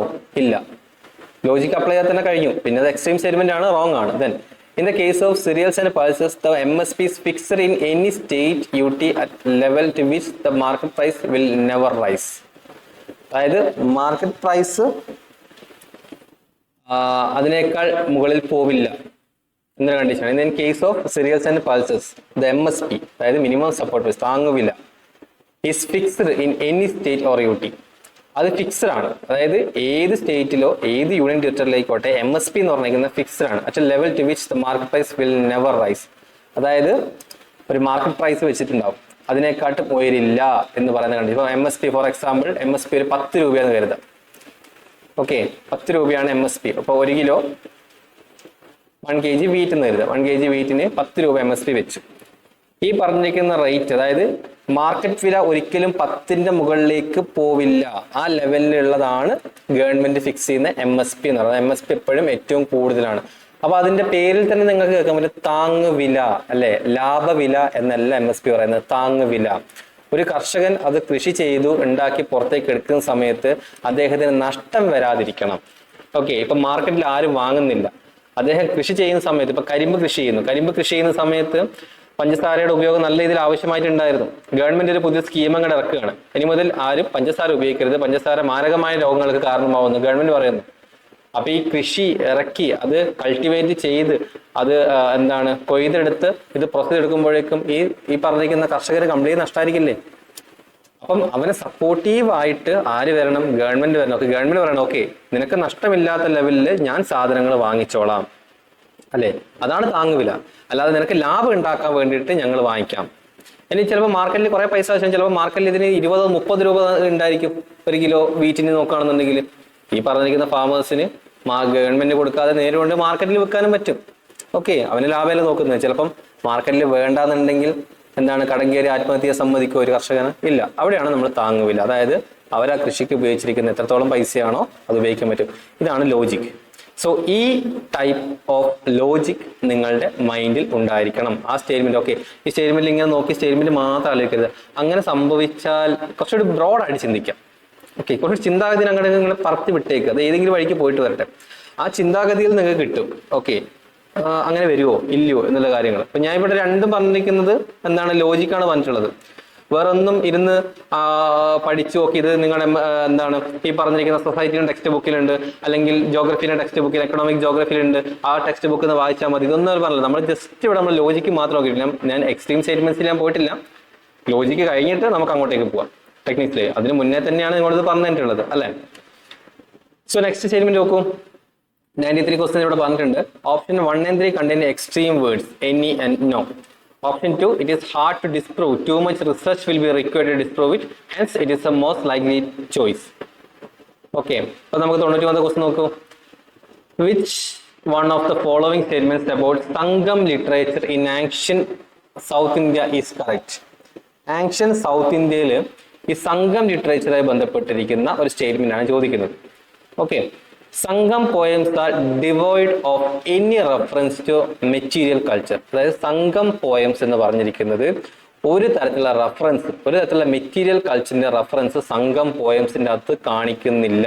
അവിടെയും വന്നു എക്സ്ട്രീം സ്റ്റേറ്റ്മെന്റ്സ്. ഒന്നും കാണിക്കുന്നില്ല എന്ന് പറയാൻ പറ്റില്ല. അതും ഒരു എക്സ്ട്രീം സ്റ്റേറ്റ്മെന്റ്സ് ആണ്. അതുപോലെ തന്നെ ദ സോഷ്യൽ ക്ലാസിഫിക്കേഷൻ ഓഫ് വർണ്ണ വാസ് നോൺ ടു സംഘം പോയറ്റ്സ്. ഓക്കെ, അതായത് ആ കാലഘട്ടത്തിൽ ഉണ്ടായിരിക്കുന്ന ഒരു സോഷ്യൽ ക്ലാസിഫിക്കേഷൻ, വർണ്ണ സിസ്റ്റത്തിന്റെ ഒരു സോഷ്യൽ ക്ലാസിഫിക്കേഷൻ സംഘം പോയറ്റ്, സംഘം എഴുതുന്ന കലാകാരന്മാർക്ക് ആ കാലഘട്ടത്തിൽ ഉണ്ടായിരുന്നു. അത് നമുക്ക് ഇല്ല എന്ന് പറയാൻ സാധിക്കില്ല, ഇല്ലേ? അതാണ് അവിടെയാണ് നമ്മൾ നേരത്തെ സ്റ്റേറ്റ്മെന്റിലൂടെ പറഞ്ഞിരിക്കുന്നത്. അത് ഡിസ്പ്രൂവ് ചെയ്യാൻ നമുക്ക് സാധിക്കില്ല. ആ സമയത്തുള്ള ഈ സംഘം പോയറ്റ്സ് ഇങ്ങനത്തെ ഒരു കാര്യങ്ങളൊന്നും അവർക്ക് അറിയുമോ അറിയില്ലയോ എന്ന് നമുക്കൊന്നും പറയാൻ പറ്റില്ല. ജനറൽ സ്റ്റേറ്റ്മെന്റ് ആണത്. ഡിസ്പ്രൂവ് ചെയ്യാൻ നമുക്ക് സാധിക്കില്ല. ഓക്കെ, അതുകൊണ്ടാണ് പറഞ്ഞത് അത് നമുക്ക് തെളിയിക്കാതിരിക്കാൻ സാധിക്കുന്നില്ല. ദ സോഷ്യൽ ക്ലാസിഫിക്കേഷൻ ഓഫ് വർണ്ണ വാസ് നോൺ ടു സംഘം പോയറ്റ്സ്. ഓക്കെ, മേ ബി അവർക്ക് അതിനെപ്പറ്റി അറിയായിരിക്കാം, മേ ബി അറിയില്ലായിരിക്കും. പക്ഷെ അവർക്ക് അറിയാമെന്ന് പറയുന്നതോ അവർക്ക് അറിയില്ല എന്ന് പറയുന്നതോ ആയിട്ടുള്ള ഒരു മെറ്റീരിയൽസ് നമ്മുടെ കയ്യിൽ ഇതുവരെ കിട്ടിയിട്ടില്ല. അതുകൊണ്ട് നമുക്കത് അവർക്ക് അറിയില്ല എന്ന് എക്സ്ട്രീമിലി പറയാൻ പറ്റില്ല. അവർക്ക് അറിയും എന്ന് എക്സ്ട്രീമിൽ പറയാൻ പറ്റും. May be അറിയായിരിക്കാം. ഓക്കെ, ഇനി അടുത്ത സ്റ്റേറ്റ്മെന്റ് നോക്കൂ. Option C, Sangam poets have no reference to warrior ethic. അവിടെയും എക്സ്ട്രീമിസം വരുന്നതാണ്. സംഘം കൃതികൾ ഇഷ്ടം പോലെ ഉണ്ട്. അതിലേതെങ്കിലും ചിലപ്പോൾ എന്തെങ്കിലും റെഫറൻസ് തന്നെ ഉണ്ടാവാം. ഓക്കെ, അതുകൊണ്ട് no reference to warrior ethic എന്ന് പറയുന്നത് അവിടെയും എക്സ്ട്രീം സ്റ്റേറ്റ്മെന്റ്സ് വരും. Sangam literature refers to magical forces as irrational. Sangam ലിറ്ററേച്ചറിൽ പറയുന്നത് മാജിക്കൽ ഫോഴ്സസുകൾ ഇറേഷണൽ ആണ്. ഓക്കെ, പണ്ടത്തെ കാലത്താണ്. ലോജിക്ക് ഒന്ന് അപ്ലൈ ചെയ്ത് നോക്കൂ. പണ്ടത്തെ കാലം ദൈവം അതുപോലെ തന്നെ മാജിക്കലായിട്ടുള്ള കുറെ കാര്യങ്ങൾ ചെയ്യുക, ലോജിക്കിനേക്കാൾ കൂടുതൽ മാജിക്കിനെ പറ്റി കൂടുതൽ ബൂസ്റ്റ് ചെയ്താണ് പണ്ടത്തെ കാലഘട്ടത്തിൽ ഉണ്ടായത്. അതൊക്കെ സംഘം കൃതികളിലുണ്ടല്ലോ അല്ലേ. സംഘകൃതികളൊക്കെ പലപ്പോഴും പല ആൾക്കാർക്കും അറിയാവുന്ന കാര്യമാണ്. പണ്ട് കാലത്ത് എഴുത്തുകാരെ പോലും ദൈവങ്ങളുടെ വിശ്വാസങ്ങളും കാര്യങ്ങളൊക്കെ മാത്രം എഴുതുന്ന ആൾക്കാരാണ്. ആ സമയത്ത് പറയാണ് ഈ പറയുന്ന മാജിക്കൽ ഫോഴ്സ് ഇറേഷണൽ ആണ് എന്ന് പറയുന്നത് ഒരു സംഘകൃതികൾ ഉണ്ടാവുമോ? ഇല്ല. ലോജിക്ക് അപ്ലൈ ചെയ്ത് നോക്കുക. പിന്നെ ഇറേഷണൽ എന്ന് പറഞ്ഞിരിക്കുന്ന എക്സ്ട്രീം സ്റ്റേറ്റ്മെന്റ് ആണ്. സോ 3 ഓപ്ഷൻസ് നമുക്ക് എലിമിനേറ്റ് ചെയ്താൽ ഈസി ആയിട്ട് നമുക്ക് ഓപ്ഷൻ ബിയിലേക്ക് വരാം. അപ്പൊ ഇവിടെ നമ്മൾ ഉപയോഗിച്ചിരിക്കുന്ന ഒരു മെത്തേഡ് എന്ന് പറയുന്നത് എക്സ്ട്രീം സ്റ്റേറ്റ്മെന്റ്സ് റോങ് ആക്കുന്നതിനേക്കാൾ കൂടുതൽ ആ ഒരു സ്റ്റേറ്റ്മെന്റ് നമ്മൾ സെലക്ട് ചെയ്തിരിക്കുന്ന ആ സ്റ്റേറ്റ്മെന്റ്, ഇപ്പൊ ബി എന്ന് പറയുന്ന സ്റ്റേറ്റ്മെന്റ് ഡിസ്പ്രൂവ് ചെയ്യാൻ വേണ്ടിയിട്ട് സാധിക്കുമോ ഇല്ലയോ എന്നുള്ളതാണ്. വ്യക്തമായിട്ട് പറയാൻ സാധിക്കുമോ? ഓക്കെ, അതായത് ആ കാലഘട്ടത്തിലെ സംഘം കൃതികള് കവികൾക്ക് ഈ പറഞ്ഞിരിക്കുന്ന അവിടുത്തെ സോഷ്യൽ ക്ലാസിഫിക്കേഷൻ അറിയില്ലായിരുന്നു. ഇല്ല, ഡിസ്പ്രൂവ് ചെയ്യാൻ സാധിക്കില്ല അല്ലെ. ചിലപ്പോൾ നാളെ എന്തെങ്കിലും കുഴിച്ചെടുക്കുമായിരിക്കും. അപ്പൊ അതിൽ പറഞ്ഞിട്ടുണ്ടായിരിക്കും, പുതിയ സംഘം കൃതികളിൽ പറയുന്നുണ്ടായിരിക്കും ഓക്കെ അവർക്ക് ഈ സാധനങ്ങൾ അറിയാമെന്നുള്ളത്. അപ്പൊ അത് ഡിസ്പ്രൂവ് ചെയ്യാൻ സാധിക്കില്ല. എക്സ്റ്റെൻസീവ് റിസർച്ച് ആവശ്യമായിട്ടുണ്ട്. അപ്പൊ നമുക്ക് ഒരിക്കലും പോയിട്ട് അപ്പീൽ കൊടുക്കാൻ വരുന്നത് സാധാരണമല്ല. പിന്നെ UPSC ഒരിക്കലും അപ്പീൽ കൊടുക്കാൻ സാധിക്കില്ല. അതിന്റെ ബെസ്റ്റ് എക്സാമ്പിൾ എന്ന് പറയുന്നത് UPSC നിങ്ങൾ പ്രിലിംസ് കഴിഞ്ഞു, മെയിൻസ് കഴിഞ്ഞു, ഇന്റർവ്യൂ കഴിഞ്ഞു, റാങ്ക് ലിസ്റ്റ് ഒക്കെ വന്നതിന് ശേഷമാണ് നിങ്ങളുടെ മാർക്ക് ലിസ്റ്റും കാര്യങ്ങളൊക്കെ വരുന്നത്. കാരണം നിങ്ങൾ പറഞ്ഞിരിക്കുന്ന അപ്പീൽ കൊടുക്കുന്നതിന് മുന്നേ തന്നെ UPSC സെലക്ഷൻ പ്രൊസീജിയേഴ്സ് കഴിഞ്ഞ് ട്രെയിനിങ് സ്റ്റാർട്ട് ചെയ്തിട്ടുണ്ടാവും. പിന്നെ നിങ്ങൾ അപ്പീൽ ചെയ്തിട്ട് ഒരു കാര്യമില്ല. അതുകൊണ്ടാണ് UPSC എപ്പോഴും ഡിലേ ആക്കുന്നത്. കഴിഞ്ഞ വർഷത്തെ കട്ട് ഓഫ് കിട്ടണമെന്നുണ്ടെങ്കിൽ ഈ വർഷത്തെ എന്താണ് റിസൾട്ട് വന്നിരിക്കണം. ഓക്കെ, അപ്പോഴാണ് നിങ്ങളുടെ മാർക്കും കാര്യങ്ങളൊക്കെ വരികയും ചെയ്യും. അത് ഈ പറഞ്ഞിരിക്കുന്ന അതിന്റെ ട്രാൻസ്പെറൻസി ഇല്ലാതാക്കാൻ വേണ്ടിയിട്ടാണ്. ട്രാൻസ്പെറൻസി കളയുന്ന കാര്യങ്ങൾ ഇല്ലാതാക്കാൻ വേണ്ടിയിട്ടാണ്. ഇല്ലെങ്കിൽ നമ്മൾ എന്ത് ചെയ്യും, ഏതെങ്കിലും മെറ്റീരിയൽ എടുത്തിട്ട് പോയിട്ട് പറയും ഈ സ്റ്റേറ്റ്മെന്റ്സ് ശരിയാണ്, എനിക്ക് മാർക്ക് കിട്ടേണ്ടതല്ലേ, മാർക്ക് കിട്ടിയില്ലല്ലോ, എന്താണെന്ന് വെച്ചാൽ നമ്മൾ അപ്പീൽ ചെയ്യാൻ ശ്രമിക്കും. അങ്ങനെ എത്ര പേര് അപ്പീൽ ചെയ്യും? UPSC എക്സാമിനേഷൻ നടക്കില്ല, UPSC ഇങ്ങനെ ഡിലേ ആയിക്കൊണ്ടിരിക്കും അല്ലേ. മറ്റേതെല്ലാം കഴിഞ്ഞ ശേഷം പിന്നെ അപ്പീൽ ചെയ്ത് കാര്യമുണ്ടോ? റാങ്ക് ലിസ്റ്റ് വരെ കഴിയും. Okay, so 64 questions. സോ ഇവിടെ നെഗറ്റീവ് റൂൾ ആണ് അപ്ലൈ ചെയ്യുന്നത്. Consider the following statements. The value of Indo-Sri Lanka trade has consistently increased in the last decade. ഇവിടെ കൺസിസ്റ്റന്റ്ലി ഇൻക്രീസിങ്, ഡിക്രീസിങ്, ചേഞ്ചിങ് എന്നൊക്കെ പറഞ്ഞിരിക്കുന്ന കാര്യങ്ങളുണ്ടല്ലോ. ഈ സ്റ്റേറ്റ്മെന്റ്സ് എന്ന് പറഞ്ഞിരിക്കുന്നത് റോങ് ആയിട്ടുള്ള സ്റ്റേറ്റ്മെന്റ് ആയിരിക്കും.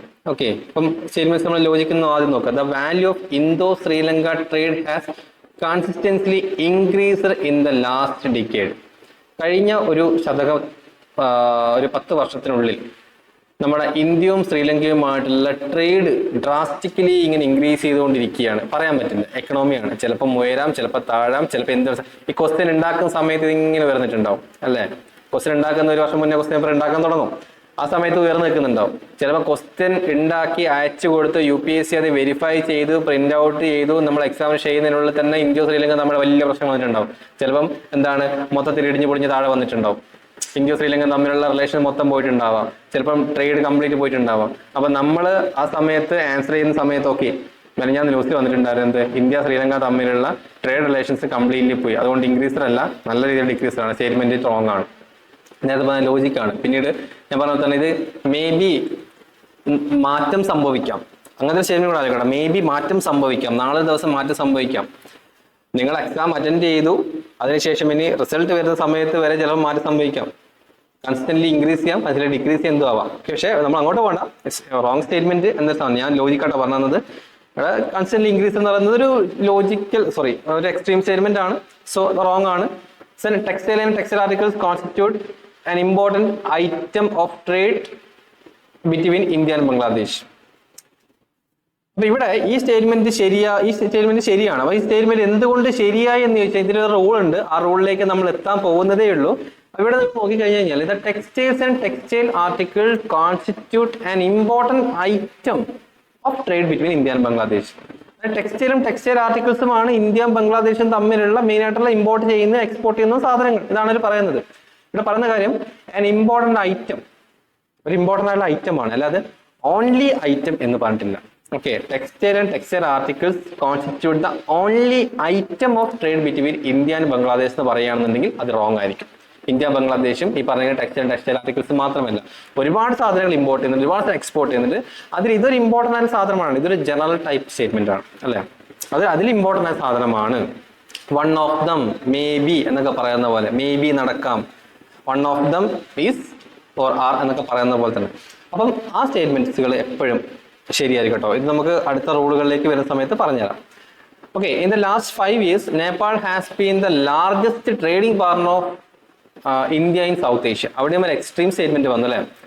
Nepal has been the largest trading partner, ഇന്ത്യയുമായിട്ടുള്ള ഏറ്റവും ലാർജസ്റ്റ് ട്രേഡിംഗ് പാർട്ണർ എന്ന് പറഞ്ഞിരിക്കുന്നത് നേപ്പാളാണെന്ന് പറയുന്നത്. ഇന്ത്യയും നേപ്പാളും സൗത്ത് ഈസ്റ്റ് ഏഷ്യ നോക്കുന്ന സമയത്ത് ഇന്ത്യയും നേപ്പാളുമാണ് ലാസ്റ്റ് 5 കൊല്ലം എടുക്കുന്ന സമയത്ത് ഏറ്റവും വലിയ ട്രേഡിംഗ് പാർട്ട്നേഴ്സ്.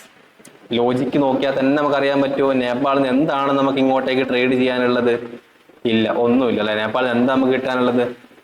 പ്രത്യേകിച്ച് ഒന്നും കിട്ടാനില്ല. നമുക്ക് ആലോചിച്ചതൊക്കെ തന്നെ മനസ്സിലായില്ല. ഹിമാലയ റീജിയനിൽ വരുന്നിരിക്കുന്ന അവിടെ നിന്ന് എന്താണ് നമുക്ക് ഇന്ത്യയിലേക്ക് ഇമ്പോർട്ട് ചെയ്യാനുള്ളത്, അല്ലെ എന്താണ് നമ്മൾ അങ്ങോട്ടേക്ക് എക്സ്പോർട്ട് ചെയ്ത് കൊടുക്കാനുള്ളത്? ഒന്നുമില്ല. അവിടുത്തെ ആളുകളുടെ ജീവിത രീതിയാണെന്നുണ്ടെങ്കിലും ഭയങ്കര ഹൈ ഫാഷനോ ഹൈ സെറ്റപ്പിലോ അല്ല. അപ്പം ലോജിക്കലി ചിന്തിക്കുന്ന സമയത്ത് തന്നെ അത് സ്റ്റേറ്റ്മെന്റ് റോങ് ആണ് ആക്ച്വലി. അവിടെ എന്നാൽ പോലും ലാർജസ്റ്റ് ട്രേഡിംഗ് പാർട്ണർ, വീണ്ടും ഒരു എക്സ്ട്രീം സാധനം പോവാണ്. അപ്പൊ ആ സ്റ്റേറ്റ്മെന്റ്സും റോങ് ആയിരിക്കും. സോ ഈ സൈഡ് രണ്ടും എലിമിനേറ്റ് ചെയ്ത് കളഞ്ഞു കഴിഞ്ഞാൽ ബാക്കി ഉണ്ടാകുന്ന ഒരേ ഒരു സാധനം 2 ഓൺലി ആയിരിക്കും. സോ 2 ഓൺലി മാർക്ക് ചെയ്ത് നിങ്ങൾക്ക് അടുത്ത ആൻസറിലേക്ക് പോവാം. ഓക്കെ, സോ ഇതാണ് റൂൾ നമ്പർ 1 നമ്മൾ പറഞ്ഞിട്ടുള്ളത്. ഈ റൂൾ നമ്പർ 1 നിങ്ങൾ ഈ പറഞ്ഞിരിക്കുന്ന ക്വസ്റ്റ്യൻസിന്റെ അതൊന്ന് അപ്ലൈ ചെയ്ത് നോക്കുക, സാധിക്കുന്നുണ്ടോ എന്നുള്ള കാര്യങ്ങൾ നോക്കുക. പിന്നെ മോർ ഓവർ ഒരു കാരണവശാലും നിങ്ങൾ അറ്റൻഡ് ചെയ്യാൻ പോകുന്ന മോക്ക് ടെസ്റ്റുകളിലോ അല്ലെങ്കിൽ ഈ പറഞ്ഞിരിക്കുന്ന ഇൻസ്റ്റിറ്റ്യൂട്ട്സിന്റെ ടെസ്റ്റുകളിലോ ഇത് അപ്ലൈ ചെയ്ത് നോക്കരുത്. ഒരു കാരണവശാലും അവിടെ അത് വർക്കാവില്ല. ഇത് UPSCയുടെ ക്വസ്റ്റ്യൻ പേപ്പറിൽ മാത്രം വർക്കാവുന്ന റൂളുകൾ മാത്രമാണ്. എക്സാമിനേഷൻസ് നമ്മളിപ്പോൾ നടത്തുന്ന ടെസ്റ്റ് സീരീസ് ആണെങ്കിൽ പോലും അതിൽ ഈ റൂളുകൾ നിങ്ങൾ കൊണ്ട് അപ്ലൈ ചെയ്യാൻ ശ്രമിക്കരുത്. ചിലപ്പോൾ നിങ്ങൾ അപ്ലൈ ചെയ്ത് നോക്കുക, ചിലപ്പം കിട്ടുമായിരിക്കും. ഓക്കെ, കാരണം അവിടെ നിങ്ങൾ മോക്ക് ടെസ്റ്റുകൾ നിങ്ങളെ കൊണ്ട് ചെയ്യിപ്പിക്കുന്ന കാര്യം എന്ന് വെച്ച് കഴിഞ്ഞാൽ നിങ്ങളുടെ നോളജ് ബൂസ്റ്റ് ചെയ്യാൻ, നോളജ് എൻഹാൻസ് ചെയ്യാൻ വേണ്ടിയിട്ടാണ് മോക്ക് ടെസ്റ്റുകൾ തയ്യാറാക്കിയിട്ടുള്ളത്. അല്ലാതെ ഇന്റലിജൻസ് സാധനങ്ങളെക്കാൾ കൂടുതൽ നിങ്ങളെ നോളജ് ബൂസ്റ്റ് ചെയ്യാം. അതാണ് മോക്ക് ടെസ്റ്റുകൾ കൊണ്ട് ഉദ്ദേശിക്കുന്നത്. ഒരിക്കലും അതുകൊണ്ട് അതിൽ കൊണ്ട് അപ്ലൈ ചെയ്തിട്ട് കുളമാക്കരുത്. ഓക്കെ, ഇനി രണ്ടാമത്തെ റൂൾ എന്ന് പറയുന്നത് negative rule. Exact data is wrong. അതായത് നമ്മുടെ സ്റ്റേറ്റ്മെന്റ്സിനകത്ത് എക്സാക്റ്റ് ആയിട്ട് ഡാറ്റ നൽകിയിട്ടുണ്ടെങ്കിൽ അത് റോങ് ആയിരിക്കും. Okay, so for example, if the statements contain exact data or number, then that statement is more likely to be wrong. The data numbers are generally given to confuse the aspirants. പിന്നെ ഒന്നാമത്തെ കാര്യം, ഇതിൽ ഞാൻ ആദ്യമേ ഇതിൽ exact data is wrong എന്ന് പറയുന്ന പോലെ തന്നെ ഞാൻ ഒന്നുകൂടെ ആഡ് ചെയ്യാൻ ശ്രമിക്കാം. അതായത് നമ്മളൊരു UPSC ആസ്പിറന്റ് ആണെന്നുണ്ടെങ്കിൽ എത്രത്തോളം ഡാറ്റാസ് നിങ്ങൾക്ക് പഠിക്കാൻ സാധിക്കും ഒന്ന് ആലോചിച്ച് നോക്കിയാൽ മതി. എത്രത്തോളം ഡാറ്റകളാണ് നമുക്കുള്ളത്? എല്ലാം നമുക്ക് പഠിക്കാൻ സാധിക്കുമോ? എല്ലാം എക്സൽ പഠിക്കാൻ സാധിക്കുമോ? അങ്ങനെ നമ്മൾ ഫാക്ടേഴ്സ് മാത്രം പഠിക്കുന്ന ഒരാളായി പോയില്ല. അവരെയാണ് UPSCക്ക് വേണ്ടത്? അല്ല, കോൺസെപ്റ്റുകൾ അറിയുന്ന ആൾക്കാരാണ് UPSCക്ക് വേണ്ടത്, അല്ലേ? അതുകൊണ്ട് ഡാറ്റാസ് വന്നിട്ടുണ്ടെങ്കിൽ റോങ് ആയിരിക്കും. ഇവിടെ നോക്കുകയാണെന്നുണ്ടെങ്കിൽ 2023 ക്വസ്റ്റ്യൻ നമ്പർ 11 നോക്കൂ. അതിൽ സ്റ്റേറ്റ്മെന്റ് പറ്റൂ, uranium enriched to the extent of at least 60% is required for the production of electricity. ഇവിടെ 60% ശരിക്കും നമ്പർ വന്നു, എക്സാക്ട് ഡാറ്റ. സ്റ്റേറ്റ്മെന്റ് റോങ് ആണ് ആക്ച്വലി. ഇനി 2021 ക്വസ്റ്റ്യൻ നോക്കുകയാണെന്നുണ്ടെങ്കിൽ Madam Blavatsky and Colonel Olcott set up headquarters of Theosophical Society first here. അവിടെ വന്ന് first here, ഇവിടെയാണ് exact data, ഇവിടെയാണ് എന്നുള്ള കണ്ടീഷൻസ്. ആ സ്റ്റേറ്റ്മെന്റും റോങ് ആയിരിക്കും. അപ്പൊ എക്സാക്ട് ഡാറ്റാസ് വന്നു കഴിഞ്ഞാൽ റോങ് ആണ്. Rule number 2, exact data is wrong. 2023 ഈ റൂൾ വെച്ചിട്ട് നമുക്ക് 7ഓളം ക്വസ്റ്റ്യൻസ് എത്തിക്കാൻ സാധിച്ചിട്ടുണ്ടായിരുന്നു.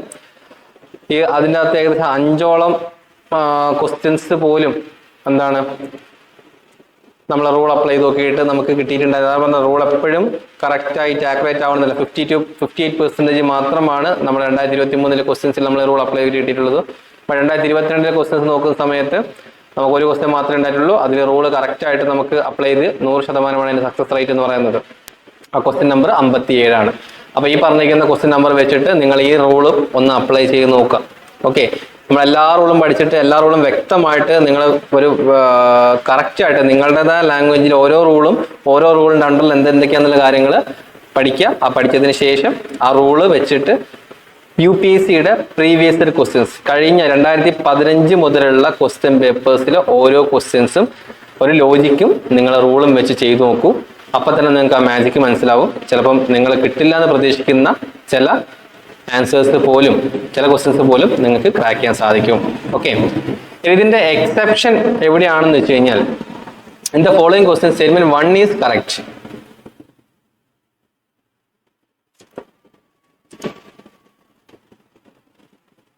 Okay, so in the following question statement 1 is correct. This shows you need to have the basic knowledge to enhance your accuracy. You should read M. Lakshmigan Indian Polity book with heart. These negative rules sometimes fail when you don't even have the basic knowledge. The exception to this rule is rare, but you should know the basic books to enhance accuracy. അപ്പോൾ accuracy enhance ചെയ്യണമെന്നുണ്ടെങ്കിൽ തീർച്ചയായിട്ടും ഈ പറഞ്ഞിരിക്കുന്ന rule മാത്രമല്ല, നിങ്ങൾക്ക് basic knowledge ഉണ്ടായിരിക്കണം. ഒരു question ആണ് അത്, എക്സംഷൻ പറഞ്ഞിരിക്കുന്ന ക്വസ്റ്റ്യൻ. അതായത് നമ്മൾ ഈ റൂൾ അപ്ലൈ ചെയ്ത് നോക്കി കഴിഞ്ഞാൽ പോലും തെറ്റാൻ സാധ്യതയുണ്ട് എന്ന് പറഞ്ഞിരിക്കുന്ന ഒരു ക്വസ്റ്റ്യൻസ് ആണ്. ഇപ്പോൾ പൊളിറ്റിയിൽ മിക്കവാറും അങ്ങനത്തെ ക്വസ്റ്റ്യൻസ് ആണ് വരാറുള്ളത്. ഒരു ക്വസ്റ്റ്യൻ നോക്കൂ. With reference to India consider the following statements. There is only 1 citizenship and 1 domicile. അപ്പൊ ഇന്ത്യയിലാകെ ഒരു സിറ്റിസൺഷിപ്പ് മാത്രമേ ഉള്ളൂ, ഒരു ഡൊമിസൈൽ മാത്രമേ ഉള്ളൂ. അവിടെ ആണല്ലോ 1 എന്നൊക്കെ പറഞ്ഞ ഡാറ്റയാണ് വന്നിട്ടുള്ളത്. ഓക്കെ, അപ്പൊ എന്താണ് എക്സാക്ട് ഡാറ്റ ഇസ് റോങ്, അതാണ് പഠിച്ചത് അല്ലേ? ലോജിക് അപ്ലൈ ചെയ്ത് നോക്കൂ. There is only 1 citizenship. അങ്ങനെ ലോജിക്ക് പ്രയോഗിക്കേണ്ട സ്ഥലങ്ങൾ, അതായത് നിങ്ങൾക്ക് റൂൾ അപ്ലൈ ചെയ്ത് നോക്കിയിട്ട് കിട്ടാത്ത സ്ഥലങ്ങളെ ഭയങ്കര ജനറൽ ടോപ്പിക് ആയിരിക്കും, ഭയങ്കരമായിട്ട് ജനറൽ സ്റ്റേറ്റ്മെന്റ് ആയിരിക്കും. അതായത് ഒരു നോർമലി ഒരു വ്യക്തിക്ക് മനസ്സിലാക്കാൻ പറ്റും അത് ശരിയാണോ തെറ്റാണോ എന്നുള്ളത്. അധികമായിട്ട് നിങ്ങൾക്ക് എക്സ്റ്റെൻസീവുള്ള നോളജിന്റെ ഒന്നും ആവശ്യമായിട്ടില്ല. നിങ്ങൾ UPSC ആസ്പിറന്റ് അല്ല എന്ന് തന്നെ കരുതിക്കും. ആ സ്റ്റേറ്റ്മെന്റ് ഒന്ന് വായിച്ചു നോക്കൂ. അപ്പൊ നിങ്ങൾക്ക് ഈസി ഉള്ളത്. There is only 1 citizenship and 1 domicile. ഇന്ത്യയിലാകെ ഒരു സിറ്റിസൺഷിപ്പ് മാത്രമേ ഉള്ളൂ, ഒരു ഡൊമിസൈൽ മാത്രമേ ഉള്ളൂ. ഓക്കെ, സോ ആ ഒരു കാര്യമാണ് പറയുന്നത്. അപ്പം ഞാൻ പറഞ്ഞല്ലോ, റൂള് നമുക്ക് തെറ്റാവുന്ന സ്ഥലങ്ങൾ വരുന്ന സമയത്ത് പലപ്പോഴും അത് നോർമലി ചിന്തിച്ചു കഴിഞ്ഞാൽ നമുക്കത് കിട്ടും. ഭയങ്കര ഡീറ്റെയിൽ ആയി ചിന്തിച്ച് പോകണം നിർബന്ധമില്ല. പിന്നെ extreme word but basic knowledge. Citizens by birth only can become the head of state. Extreme statement അല്ലേ? A citizen by birth only can, by ബർത്തിലുള്ള ഒരു സിറ്റിസന് മാത്രമാണ് ഹെഡ് ഓഫ് ദ സ്റ്റേറ്റ്, അതായത് പ്രസിഡന്റ് ആവാൻ സാധിക്കുകയുള്ളൂ എന്ന് പറയുന്നു. ഓക്കെ, എക്സ്ട്രീം സ്റ്റേറ്റ്മെന്റ്സ് ആണ്. റോങ് ആണ്, നമുക്ക് റോങ് ആക്കി കൊടുക്കാം. ലോജിക് അപ്ലൈ ചെയ്ത് നോക്കട്ടെ. ലോജിക് അപ്ലൈ ചെയ്ത് നോക്കിയിട്ട് മാത്രം ഇങ്ങോട്ട് വരിക. കാരണം പുറത്ത് നിന്ന് വന്നിരിക്കുന്ന ഒരു അല്ലെങ്കിൽ പുറത്ത് നിന്ന് ജനിച്ചിരിക്കുന്ന ഒരാള്, അതായത് ഇന്ത്യക്കാരായ രണ്ടാളുകൾ, ഓക്കെ ആലോചിച്ച് നോക്കൂ, ഇന്ത്യക്കാരായ രണ്ടാളുകൾ UK പോകുന്നു. അവിടെ നിന്ന് അവർക്കൊരു കുട്ടി ജനിക്കുന്നു. ആ കുട്ടി UK സിറ്റിസൺഷിപ്പാണ്. ഇന്ത്യയിലേക്ക് തിരിച്ചു വന്നിട്ട് ഇന്ത്യയിലുള്ള രാഷ്ട്രീയ പ്രവർത്തനങ്ങളിലൊക്കെ പങ്കെടുത്ത് വളരെ വലിയ നേതാവായി അദ്ദേഹത്തിന് ഹെഡ് ഓഫ് ദ സ്റ്റേറ്റ് ആവാൻ സാധിക്കില്ല. Okay, so sorry, head of state ആവാനല്ല, ഹെഡ് ഓഫ് സ്റ്റേറ്റ് ആവാനുള്ള ഒരു പോസിബിലിറ്റി ഉണ്ടായിരിക്കും. സോ അതുകൊണ്ടാണ് ആ സ്റ്റേറ്റ്മെന്റ് റോങ് ആകുന്നത്. Citizens by birth only can become the head of states. അപ്പൊ ബൈ ബർത്തിലുള്ള ഒരാൾക്ക് മാത്രമേ ഇവിടെ ഹെഡ് ഓഫ് ദ സ്റ്റേറ്റ് ആവാൻ സാധിക്കുകയുള്ളൂ. മേ ബി കൺഫ്യൂഷൻ വരാം. അപ്പം ഇതിന് ഞാൻ പറഞ്ഞ പോലെ തന്നെ നിങ്ങൾ ആ ലക്ഷ്മികാന്തിൽ വളരെ ഈസി ആയിട്ട് ഈ സ്റ്റേറ്റ്മെന്റുകൾ നൽകിയിട്ടുണ്ട്, വളരെ എക്സാക്റ്റ് ആയിട്ട് സ്റ്റേറ്റ്മെന്റുകൾ നൽകിയിട്ടുണ്ട്. അപ്പൊ ഈ എക്സ്ട്രീം സ്റ്റേറ്റ്മെന്റ് റോങ് ആണ്. Then third statement, okay, foreigners once granted the citizenship cannot be deprived of it under any circumstance. അതായത് ഒരു ഫോറിനറിന് നമ്മളൊരു ഇന്ത്യൻ സിറ്റിസൺഷിപ്പ് കൊടുത്തതിന് ശേഷം അത് പിന്നീട് ഒരിക്കലും തിരിച്ചു വാങ്ങാൻ സാധിക്കില്ല. ഏത് സിറ്റുവേഷൻ വന്നാൽ തിരിച്ചു വാങ്ങാൻ സാധിക്കില്ല. പറ്റുമോ? പറയാൻ പറ്റുമോ അങ്ങനെ? ഇല്ല. ലോജിക് അപ്ലൈ ഇതൊക്കെ ചെയ്ത് പുറത്തുനിന്ന് ഒരാൾ വരുന്നു, ഒരു UK ചങ്ങായോ ഏതെങ്കിലും പുറത്തുള്ള ഏതെങ്കിലും രാജ്യത്തുള്ള ഒരാൾ വന്നിട്ട് ഇവിടെ 5-10 വർഷം നിൽക്കുന്നു, കുറെ കാലം നിന്ന് സിറ്റിസൺഷിപ്പ് കിട്ടും. അങ്ങനെ നിന്നിട്ട് അദ്ദേഹത്തിന് ഈ സിറ്റിസൺഷിപ്പ് നമ്മൾ കൊടുക്കുന്നു. അദ്ദേഹം സിറ്റിസൺഷിപ്പ് കിട്ടിയതിന് ശേഷം ഇന്ത്യയിൽ പല രീതിയിൽ പ്രശ്നങ്ങൾ ഉണ്ടാക്കുന്നു. കാരണം ഇദ്ദേഹത്തിന് ഡീപ്പോർട്ട് ചെയ്യാൻ സാധിക്കില്ല, ഇന്ത്യൻ സിറ്റിസൺ ആണ്, എങ്ങോട്ട് ഡീപ്പോർട്ട് ചെയ്യാൻ സാധിക്കുന്നില്ല, ഇദ്ദേഹത്തിന് ഒന്നും ചെയ്യാൻ സാധിക്കില്ല. ഓക്കെ, ഇനി ആ സ്റ്റേറ്റ്മെന്റ് ശരിയാണെന്നുണ്ടെങ്കിൽ അപ്പൊ ആ സിറ്റുവേഷൻസിൽ നമുക്ക് അദ്ദേഹത്തിന്റെ സിറ്റിസൺഷിപ്പ് വാങ്ങണ്ടേ? തിരിച്ച് ഇല്ലേ? വാങ്ങിയിരിക്കണം അല്ലെ? വാങ്ങാൻ സാധിക്കണം. അല്ലെങ്കിൽ ഇന്ത്യക്ക് ദോഷമല്ല അത്. ചിലപ്പോൾ ഇന്ത്യൻസിൽ ഇന്ത്യനെ തകർക്കാൻ വരുന്നതാണെന്നുണ്ടെങ്കിലോ? അപ്പൊ ആ സ്റ്റേറ്റ്മെന്റ്സ് ലോജിക്കലി തെറ്റാണ്. ബിക്കോസ് നമുക്ക് ഡിപ്രൈവ് ചെയ്യാനുള്ള അവകാശം ഇന്ത്യൻ ഭരണഘടനയിൽ നൽകിയിട്ടുണ്ടായിരിക്കും. സോ കനോട്ട് ബി ഡിപ്രൈവ്ഡ് എന്ന് പറഞ്ഞിട്ടുള്ളത് എക്സ്ട്രീം സ്റ്റേറ്റ്മെന്റും കൂടി ആയതുകൊണ്ട് നമുക്ക് അത് റോങ് ആണെന്ന് പറയാം. ഓക്കെ, അപ്പൊ അങ്ങനെയാ സമയത്ത് ഓപ്ഷൻ A 1 ഓൺലി ആയിരിക്കും നമുക്ക് കറക്റ്റ് ആയിട്ട് വരുന്നത്. ഓക്കെ, സോ ഇത് നമ്മൾ 2 റൂള് കഴിഞ്ഞു. എക്സാക്ട് ഡാറ്റ, അതിന്റെ എക്സെപ്ഷൻസ് കാര്യങ്ങളൊക്കെ പറഞ്ഞു. അതുപോലെ തന്നെ എന്താണ് സ്റ്റേറ്റ്മെന്റ് നമ്പർ ഫസ്റ്റ് റൂൾ എന്ന് പറഞ്ഞിട്ടുള്ളത് എക്സ്ട്രീം സ്റ്റേറ്റ്മെന്റ്സ് റോങ് ആണ്, അതിനും എക്സെപ്ഷൻസ് ഉണ്ടായിരിക്കും. അപ്പോൾ പറഞ്ഞ പോലെ തന്നെ ഒരു 100% ഈ റൂള് കംപ്ലീറ്റ്ലി വർക്ക് ആവണം എന്ന് ചിന്തിക്കരുത്. ഓക്കെ, സോ നമ്മുടെ നെക്സ്റ്റ് റൂൾ എന്ന് പറയുന്നത് name of the institution is wrong. നിങ്ങൾക്ക് ഏതെങ്കിലും റൂളിൽ നെയിം തന്നിട്ടുണ്ടെങ്കിൽ അത് റോങ് ആയിരിക്കും. ഓക്കെ, അതായത് ഞാൻ നേരത്തെ പറഞ്ഞ പോലെ തന്നെ the rule is extremely valuable in solving question related to schemes, initiatives and program launched by the government departments or ministry and various bodies, for example RBI, SEBI etcetera. അതായത് ഈ ഒരു സ്കീം ഡിസൈൻഡ് അല്ലെങ്കിൽ ഈ scheme beneficial for ഇന്ന group and this scheme is launched by this ministry അല്ലെങ്കിൽ this department അല്ലെങ്കിൽ RBI അല്ലെങ്കിൽ SEBI എന്ന് പറഞ്ഞിട്ടുണ്ടെങ്കിൽ അത് റോങ് ആയിരിക്കും. ബിക്കോസ് അവിടെ നിങ്ങൾ കൺഫ്യൂസ് ചെയ്യിപ്പിക്കുകയാണ് UPSC. The rule എന്ന് പറയുന്നത് UPSC gives the wrong name of the ministry, government department, implementing agency or body like SBI, RBI, SEBI, etc. The hint: the following type of statement is wrong. The scheme, initiative, program launched or initiated by the department of the body X or Y. ഏതോ department ആയിക്കോട്ടെ, അങ്ങനത്തെ സ്റ്റേറ്റ്മെന്റ്സുകൾ തെറ്റാവാനുള്ള സാധ്യത ഏകദേശം ഒരു 99% തെറ്റാവാനാണ് സാധ്യത. Because അവിടെ confuse ചെയ്യിപ്പിക്കും. ഞാൻ ഫസ്റ്റ് സ്റ്റാർട്ട് ചെയ്യുന്ന സമയത്ത് പറഞ്ഞിട്ടുണ്ടായിരുന്നില്ലേ, അതേപോലെ തന്നെ name of the institutions wrong ആയിരിക്കും. ഓക്കെ, നമുക്ക് എക്സാമ്പിൾ നോക്കാം. 2023 question, consider the following statements in relation to Janani Suraksha Yojana. It's a safe motherhood intervention of the state health department. Okay, so Janani Suraksha Yojana എന്ന് പറഞ്ഞിരിക്കുന്ന ഒരു സ്കീമുമായി ബന്ധപ്പെട്ടിരിക്കുന്ന സ്റ്റേറ്റ്മെന്റ്സുകളാണ്. It's a safe motherhood intervention of the state health department. അപ്പൊ state health department launch ചെയ്തിരിക്കുന്ന പ്രോഗ്രാമാണ്. ഞാൻ നേരത്തെ പറഞ്ഞ name of the institution wrong ആയിരിക്കും. The statement is wrong. Next നോക്കൂ, The Central Depository Service Limited is jointly promoted by the Reserve Bank of India and the Bombay Stock Exchange. അവിടെയും name of the institution is wrong. Okay. So ഇതിന്റെ accuracy നോക്കുകയാണെന്നുണ്ടെങ്കിൽ അത്യാവശ്യം നല്ല accuracy ആണ്. ഇവിടെ കണ്ടില്ല 80% accuracy, 100% accuracy, 66%, 100% accuracy ഒക്കെ വരാറുണ്ട് നെയിം ഓഫ് ഇൻസ്റ്റിറ്റ്യൂഷൻ. പലപ്പോഴും government schemes launched by this ministry അല്ലെങ്കിൽ initiated by this ministry or in collaboration with state or central government എന്നൊക്കെ പറഞ്ഞു വരും. അതൊക്കെ മേ ബി മെജോറിറ്റി റോങ് ആയിരിക്കും. ലോജിക്ക് അപ്ലൈ ചെയ്ത് നോക്കണം കേട്ടോ, നേരിട്ട് പോയി റോങ് എന്ന് പറയരുത്. പിന്നെ അടുത്ത statement 2021 serum institute of India produced COVID-19 vaccine named Covishield using mRNA platform. അവിടെ വന്നു serum institute of India. Institution name is wrong.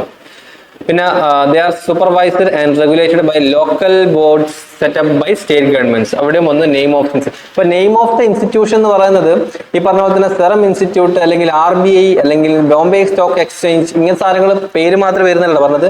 ഇവിടെ പറഞ്ഞ പോലെ state health department, local bodies അല്ലെങ്കിൽ മുനിസിപ്പൽ കോർപ്പറേഷൻസ് എന്നൊക്കെ പറഞ്ഞു വരും. അപ്പൊ അതും ആക്ച്വലി നെയിം ആയിട്ട് കൺസിഡർ ചെയ്യണം കേട്ടോ. ഇപ്പൊ ലോക്കൽ ബോർഡ്സ് എന്ന് പറയുന്ന സമയത്ത് ലോക്കൽ ബോർഡ്സ് ഒരുപാടുണ്ട്, ഏത് വേണമെങ്കിലും ആവാം അല്ലെ. പക്ഷെ അതും ഒരു സ്റ്റേറ്റ്മെന്റ് ആയിട്ട് നിങ്ങളുടെ മൈൻഡിൽ ഉണ്ടായിരിക്കണം എന്ന് ചിന്തിക്കാം. ഓക്കെ, സോ ഈ ക്വസ്റ്റ്യൻസും നിങ്ങൾ എന്ത് ചെയ്ത് നോക്കാം, ഈ പറഞ്ഞിരിക്കുന്ന റെഫറൻസ് ക്വസ്റ്റ്യൻസിൽ പോയിട്ട് ഒന്ന് അപ്ലൈ ചെയ്ത് നോക്കും. അപ്പം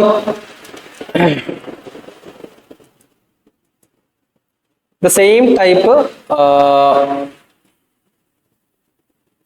അടുത്ത റോളാണ് ഇന്റർനാഷണൽ ഓർഗനൈസേഷൻ. ഇത് നമ്മൾ നേരത്തെ പറഞ്ഞ നെഗറ്റീവ് റൂൾ 3 പറഞ്ഞ പോലെ തന്നെയാണ്. പക്ഷെ ഇവിടെ ഇന്റർനാഷണൽ ഓർഗനൈസേഷന്റെ നെയിമാണ്. നേരത്തെ ലോക്കൽ ബോർഡ്സിന്റെയോ അല്ലെങ്കിൽ മിനിസ്റ്ററിന്റെ ഒക്കെ ആണെങ്കിൽ ഇത് ഇന്റർനാഷണൽ ഓർഗനൈസേഷൻ, അതായത് world health organisation, UN security council എന്നൊക്കെ പറഞ്ഞിരിക്കുന്ന കാര്യങ്ങളൊക്കെ ആണെന്നുണ്ടെങ്കിൽ അത് റോങ് ആയിരിക്കും. So do you face difficulty in remembering various projects and endless initiative launched by the international international organization? If yes, then this rule is for you. It's like rule number 3, but it applies to initiatives launched by the international organizations.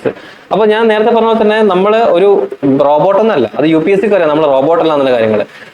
Implement ചെയ്യുന്ന എല്ലാ പ്രൊജക്റ്റുകളും ആര് implement ചെയ്തു, എപ്പോൾ implement ചെയ്തു എന്നുള്ള കാര്യങ്ങളൊന്നും ഓർമ്മയിൽ നിർത്താൻ നമുക്ക് സാധിക്കില്ല എന്ന് UPSC അറിയാം. അതുകൊണ്ട് UPSC അത് കൺഫ്യൂസ് ചെയ്യിപ്പിക്കും. അതാണ് UPSC എന്ത് ചെയ്യുന്നത്, ആ ഓർഗനൈസേഷൻ നെയിം മാറ്റി കൊടുക്കുന്നത്.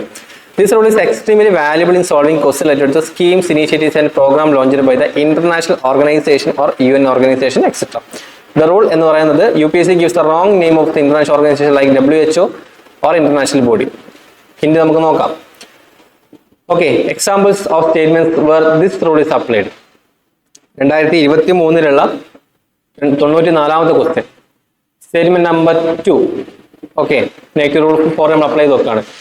The Arab Peace Initiative mediated by Saudi Arabia was signed by Israel and Arab League. The Arab Peace Initiative mediated by Saudi Arabia was signed by Israel and Arab League. ഓക്കെ, ആ statements എന്താണ്, ഒരുപാട് സാധനങ്ങൾ വന്നു അല്ലേ. Mediate ചെയ്തിരിക്കുന്ന Saudi അറേബ്യയാണ്. Okay, may be mediate ചെയ്തിരിക്കുന്ന സൗദി അറേബ്യ ആയിരിക്കും. Was signed by Israel and Arab League. അവിടെ എന്താണ് ഇന്റർനാഷണൽ ഓർഗനൈസേഷൻ വന്നു, ഏതൊരു പ്രോഗ്രാം ലോഞ്ച് ചെയ്തതോ സ്കീമോ അല്ലെങ്കിൽ പീസ് ഡീലോ എന്തോ ആയിക്കോട്ടെ, പക്ഷെ അവിടെ ഓർഗനൈസേഷന്റെ നെയിം വന്നു, അത് റോങ് ആണ്. Then 2021 question number 74. The Indian Sanitation Coalition is a platform to promote sustainable sanitation and is funded by the Government of India and the World Health Organization.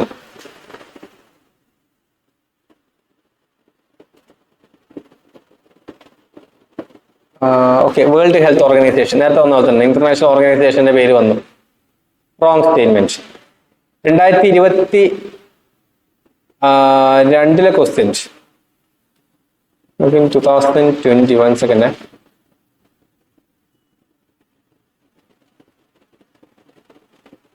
Okay, 2022 76 question number question നോക്കുകയാണെന്നുണ്ടെങ്കിൽ it's a committee set up by the UN security council and works under the supervision. അവിടെയും under the UN security council. So statement is wrong. Okay, so question number 14 about water credit. It's a global initiative launched by under the aegis of the world health organisation and the world bank. വീണ്ടും international ഓർഗനൈസേഷന്റെ പേര് വരുന്നു, അത് wrong ആയിരിക്കും.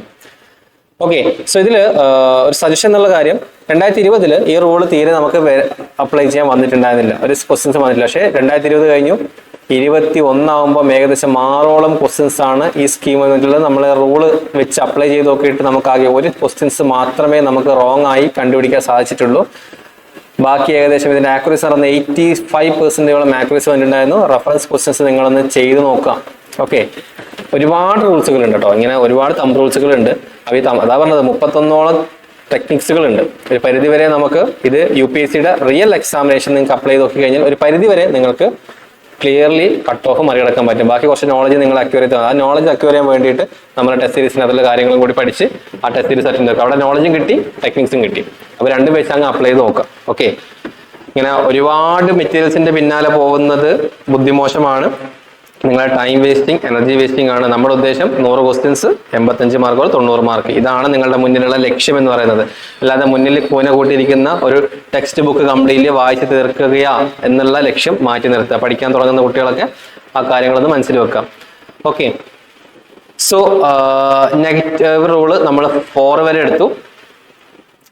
ഇനി 5, 6, 7 അങ്ങനെ ഏകദേശം 13ഓളം rule negative rules ഉണ്ട്. അതേപോലെ തന്നെ പോസിറ്റീവ് റൂൾസ് ഉണ്ട്. അപ്പം എല്ലാം എടുത്ത് കഴിഞ്ഞാൽ നിങ്ങളെ കൺഫ്യൂസ് ആക്കുന്നില്ല. പോസിറ്റീവ് റൂൾസും ഏകദേശം 10-12 ഉണ്ട് നമുക്ക് അത് അപ്ലൈ ചെയ്ത് നോക്കാൻ വേണ്ടിയിട്ട്. അപ്പം എല്ലാം എടുത്ത് കൺഫ്യൂസ് ചെയ്യിപ്പിക്കുന്നില്ല. എന്ത് ചെയ്യാം, നിങ്ങൾ ഇതുവരെ പറഞ്ഞിരിക്കുന്ന ഇത്രയും റൂൾസുകൾ മാത്രം നിങ്ങൾ പഠിക്കാൻ ശ്രമിക്കാം. ഓക്കെ, അത്രയും റൂൾസ് മാത്രം നിങ്ങളൊന്ന് അപ്ലൈ ചെയ്ത് നോക്കുക. പ്രീവിയസ് ഇയർ ക്വസ്റ്റ്യനിൽ നമ്മുടെ ടെസ്റ്റ് സീരീസ് സ്റ്റാർട്ട് ചെയ്യുന്നതിന് മുന്നേ അപ്ലൈ ചെയ്ത് നോക്കുക. നിങ്ങൾക്ക് ഇത് വർക്ക് ആവുന്നുണ്ടോ? ഈ ക്വസ്റ്റ്യൻസ് മാത്രമല്ല കേട്ടോ, ഈ ക്വസ്റ്റ്യൻസ് എല്ലാതെയും ക്വസ്റ്റ്യൻസ് ചിലപ്പം നിങ്ങൾക്ക് കാണാൻ സാധിക്കും. അതുകൊണ്ട് ക്വസ്റ്റ്യൻ പേപ്പർ മിനിമം 2023 ക്വസ്റ്റ്യൻസിൽ ഈ പറഞ്ഞിരിക്കുന്ന നമ്മളിപ്പോൾ എത്ര റൂൾ പഠിച്ചു? 5 റൂളല്ലേ പഠിച്ചത്? ഇല്ല, 4 റൂൾ അല്ലേ? 4 റൂളൊന്ന് അപ്ലൈ ചെയ്ത് നോക്കാം.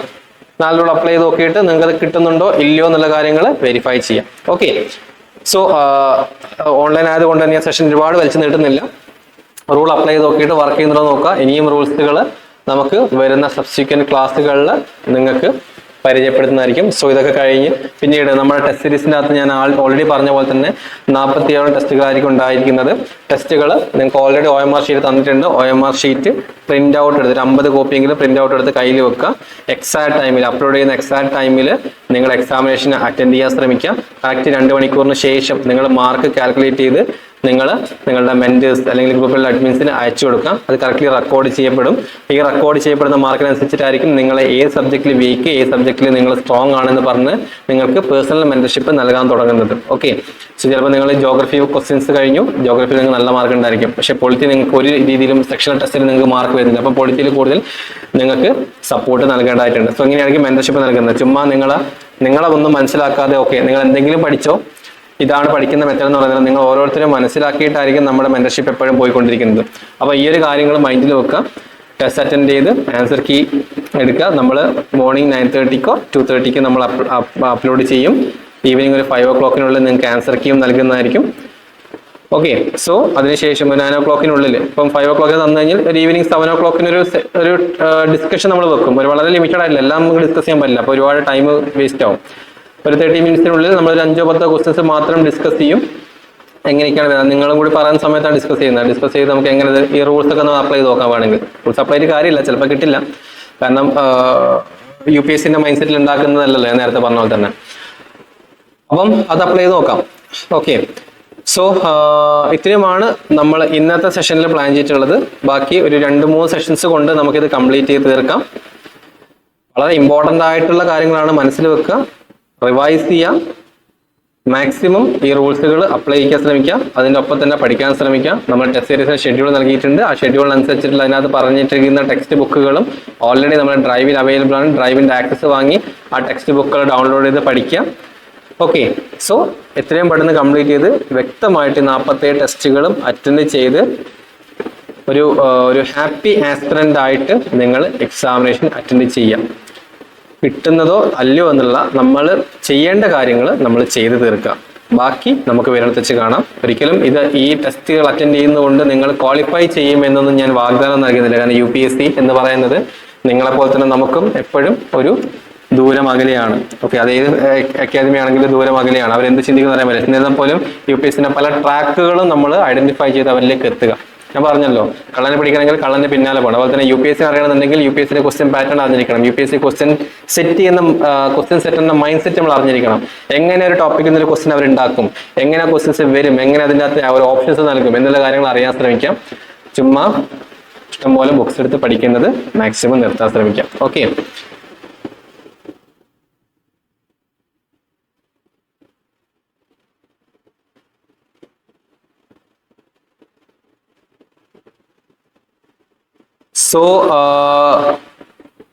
സോ എന്ന് പറയുന്ന ഒരു എക്സ്ട്രീം സ്റ്റേറ്റ്മെന്റ് ആയിട്ട് കൺസിഡർ ചെയ്യില്ല കേട്ടോ. അങ്ങനെയല്ല ചോദിച്ചിരിക്കുന്നത്.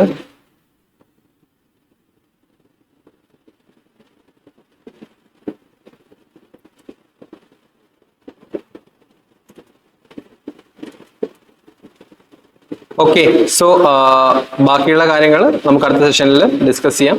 നിങ്ങൾക്ക് എന്തെങ്കിലും ഡൗട്ടുകളോ കാര്യങ്ങളോ ഉണ്ടെങ്കിൽ തീർച്ചയായിട്ടും നിങ്ങൾക്ക് ആ ഗ്രൂപ്പ് ഉപയോഗപ്പെടുത്താവുന്നതാണ്. ഗ്രൂപ്പിൽ ചോദിക്കാം. അതിലൊരു ബുദ്ധിമുട്ടും